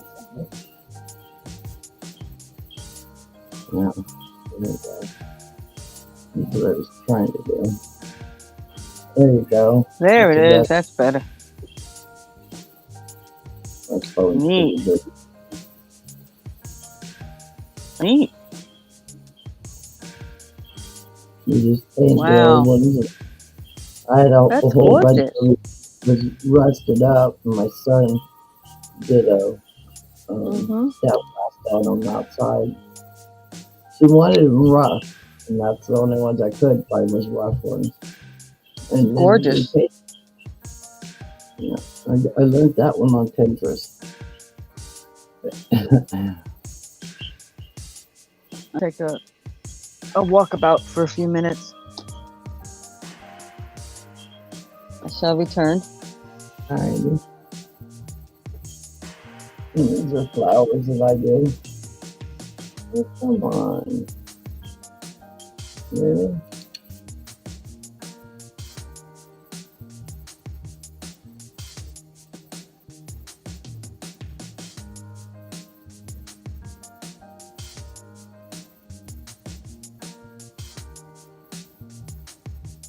These I do for memory books and boxes that I make and different things.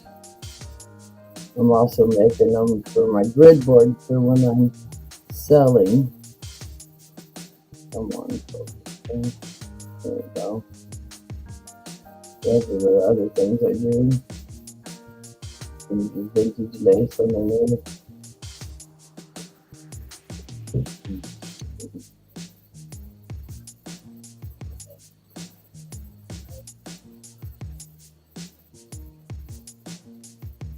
That wood burning I was talking about. That's a slab of oak that my son burned.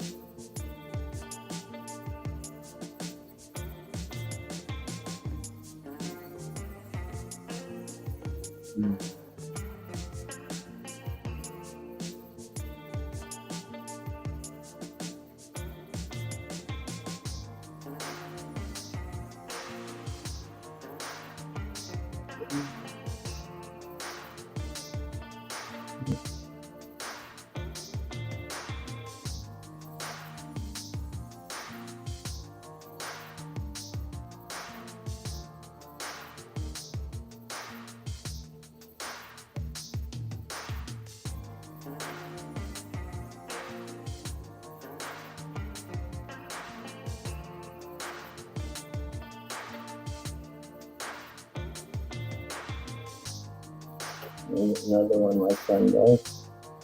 The wood burning on slab. Cutting boards. And then you shellac them.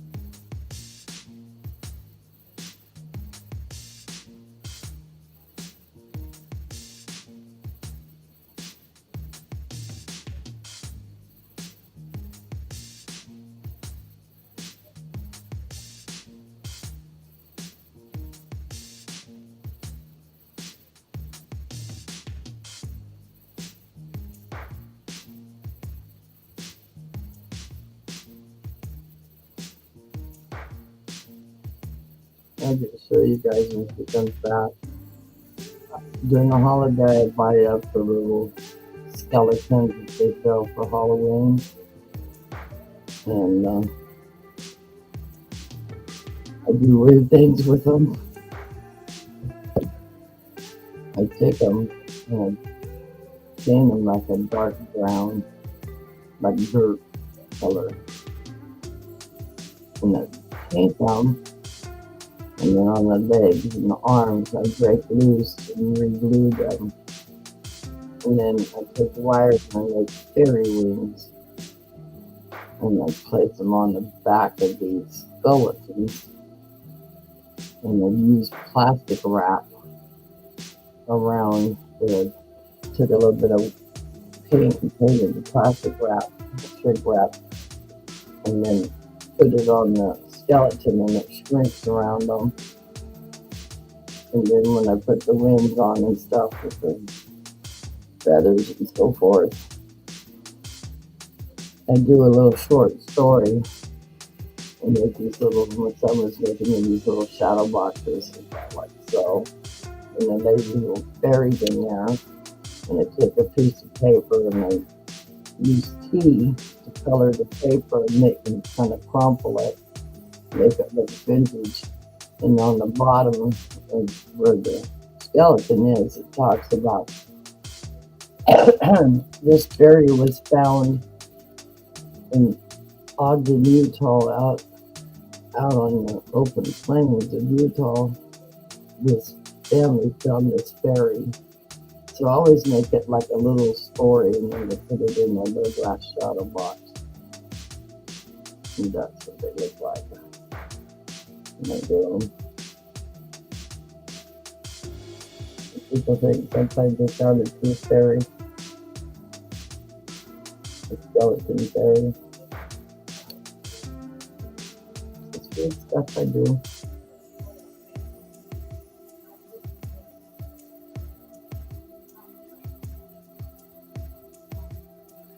And Ella, if you're watching any of these kind of rings like this, they're in boxes, I'll buy them from you. That's what I make all my chainmail with. Those are open rings and closed rings. I make bracelets, earrings, stuff to put around cabochons, different jewelry that I make. But yeah, if you ever find anything like that, let me know.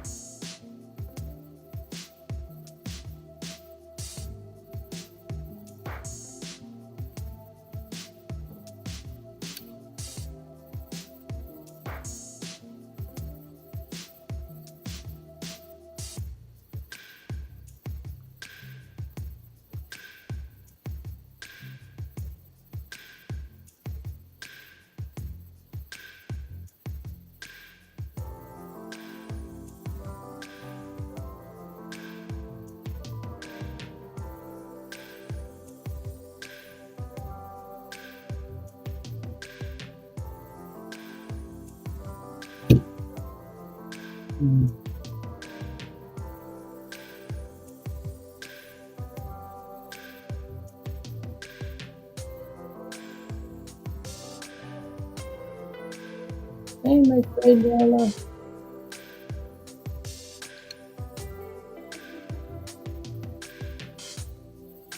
You can see some of the crafty things I'm doing.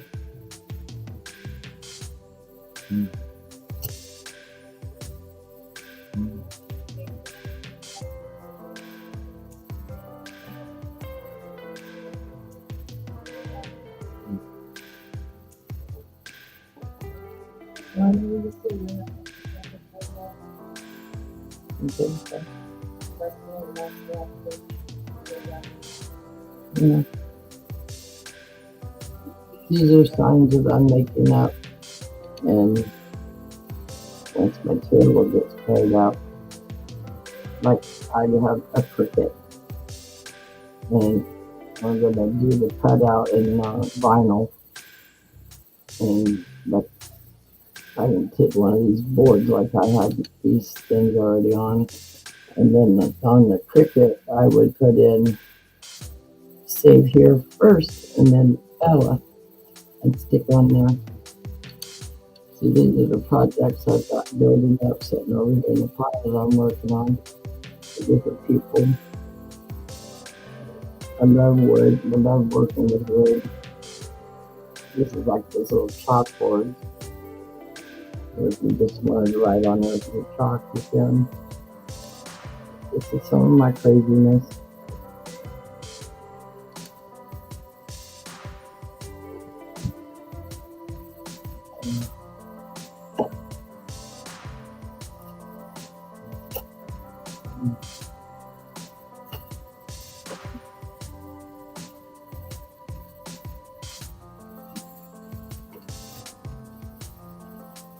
I don't know if you got to see this, Ella.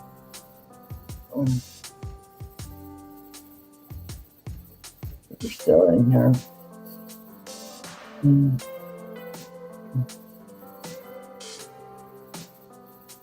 that's wood. I'm going to drill holes to display earrings onto here.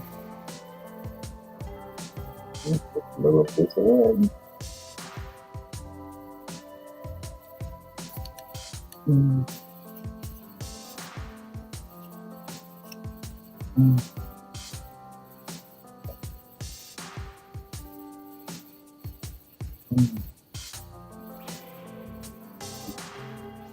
That's the other one I'm working on.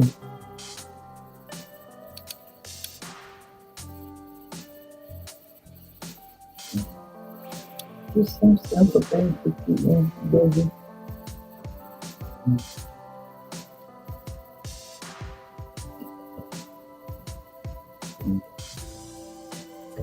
I have a bunch of old canvases that I'm repainting and reusing. I'm working on that one. I thought I was going to draw the greenery and then white paint with like a little fairy dust. That's the other project I'm working on.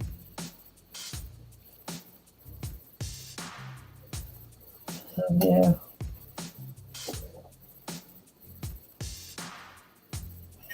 And then I do leather work. Use these because they have the screw ends so you can change them out.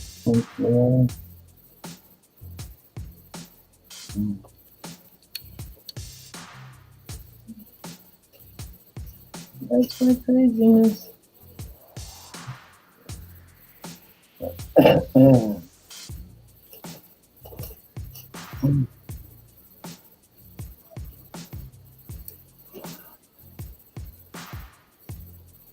I've been painting these wood pieces to make a mobile thing up there with my glass birds and butterflies that I have.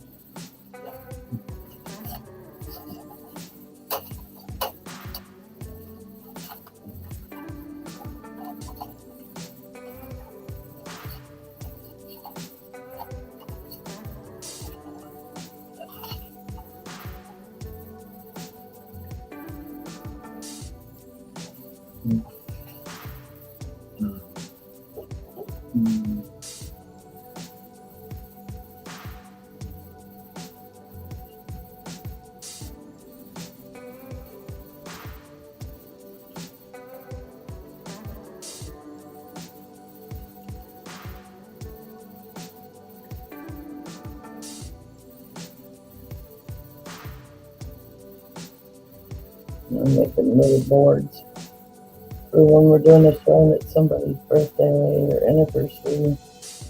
I'm just doing some cutouts.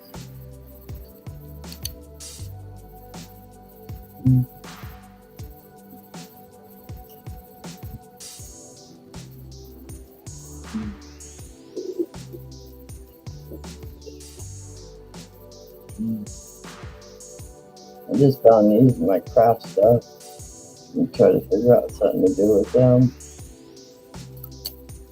These are just plastic, they're not real.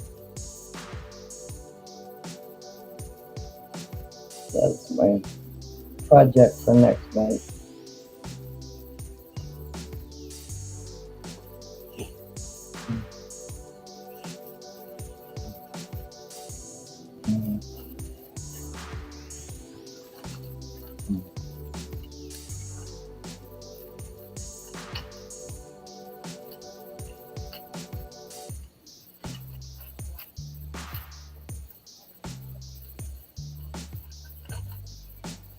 The earrings that I make, that's how I'm gonna display them in these little canvas boards.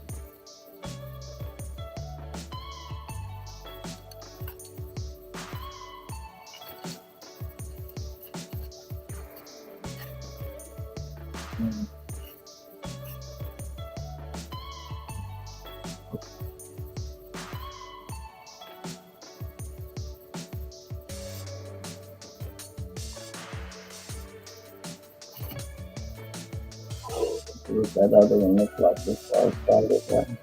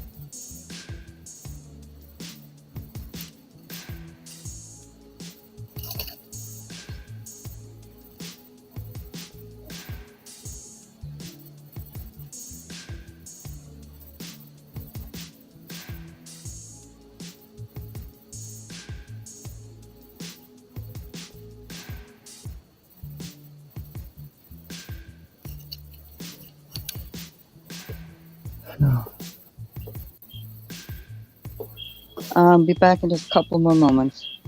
Alright.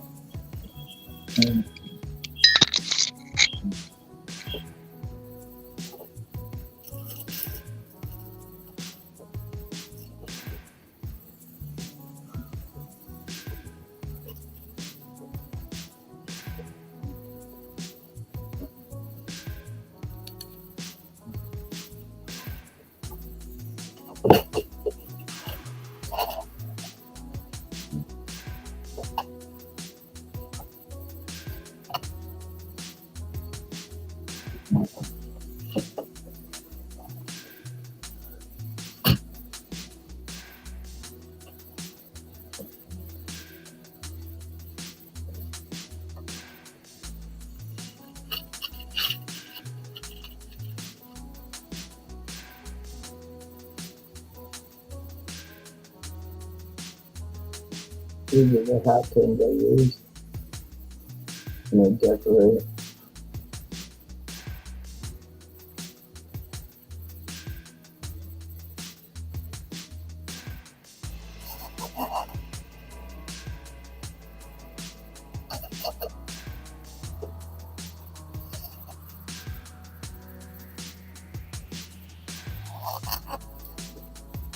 If you're wondering what I'm doing, I glued some styrofoam together.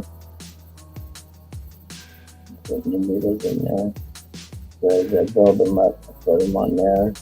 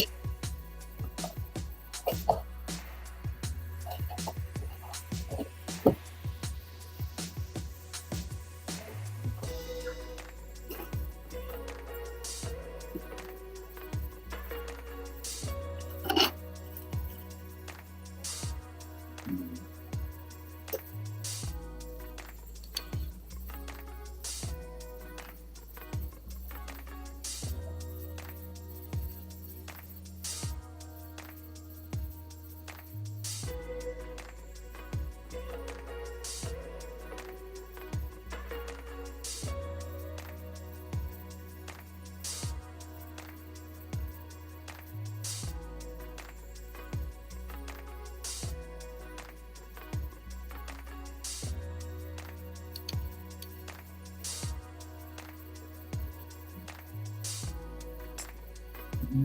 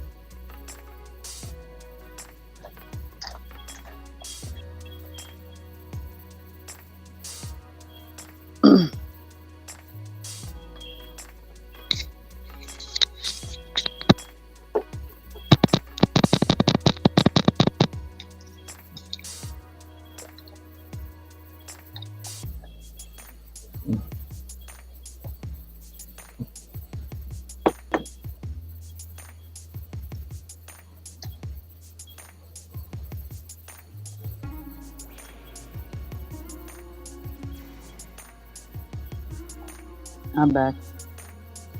And I think I'm gonna go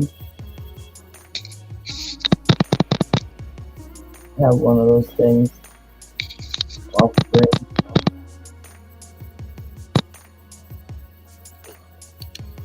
I was showing them on the screen what I do. These little boards. Okay. Mm. It's like I'm making one now for I was saying no to avocado, but I was gonna show how I put the person's page and then just their name to represent a little plaque for them.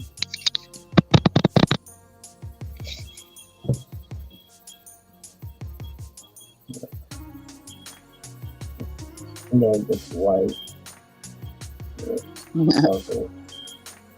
I Very like this with glitter. I don't like glitter. All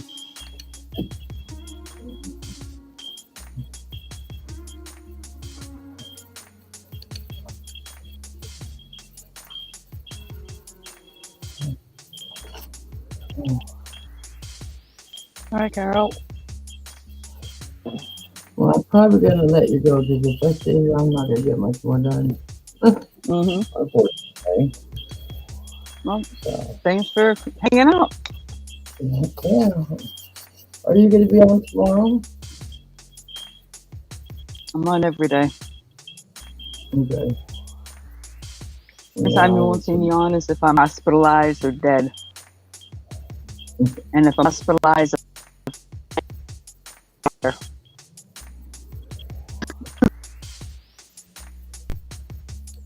Yeah, I am really trying so hard, and I'll show you. I'm really working very hard at getting that back to normal again. Mhm. I'm trying to get that shelf. This is the gray boxes I got from Ella, which I just love. And I want to get some more of them. I gotta get those finished, filled up, and then they're gonna go over there on that shelf. All that big hole is beads. Oh, cool. And so, really working on hard and getting stuff put up so I can paint, to get things done.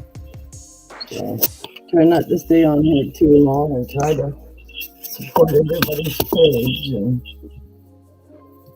keep myself mentally challenged every day to keep going versus doing nothing. Yep. Just try to go. That's why I do this every day. Because it's a motivator for me to be doing something. Well, my whole goal this week is to get this computer monitor and speaker system onto the bigger table, because that's where I like doing all my stuff, and then I have my overhead light, and then I'll be able to just pull from my shelf and do the project and do it when I'm done, put it back. That's my goal. Right. Now, if I do that, who knows? Who knows? Gray is trying interested in something you were showing.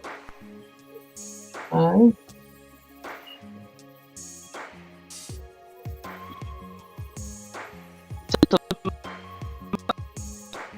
Wanted something.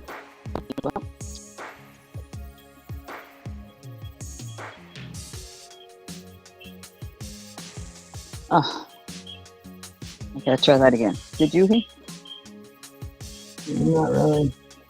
Okay, Greg said to look them up if you want to sell one of those, whatever it was you were doing. Oh, the crafts that I'm doing.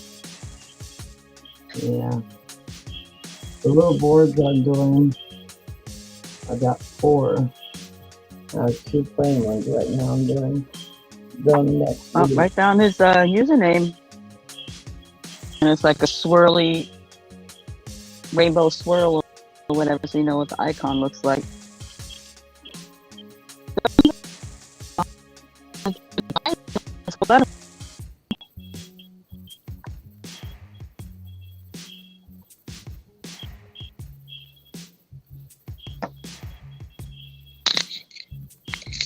He said if he wants to buy something, you might as well let him. Or her. I'm assuming it's him.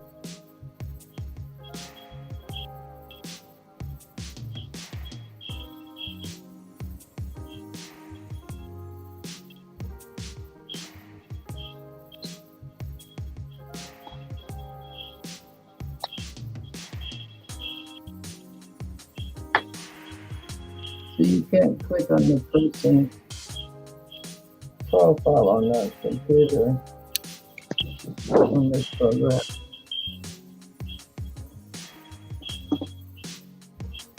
Come on. Where's her laptop?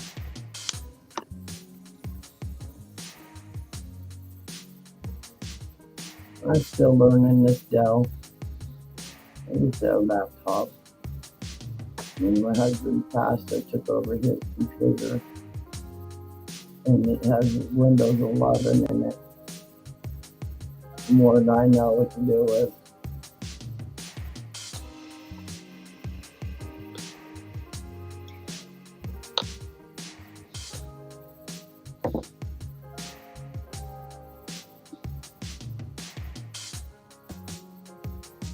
All right, sweetie, I'm gonna let you go. Get caught Well, up here. somebody pops up here and keeps me. Oh, he subbed.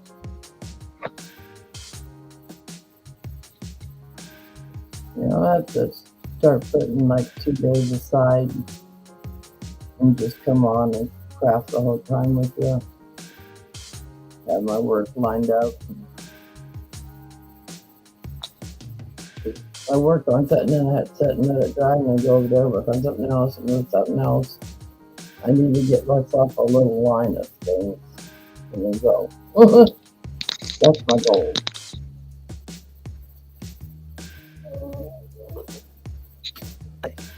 Mm-hmm. Ever since my house has gone downhill, it's real hard for me to get out anymore. But I give it a go every day. And then when I found your page, I went, somebody I could craft with.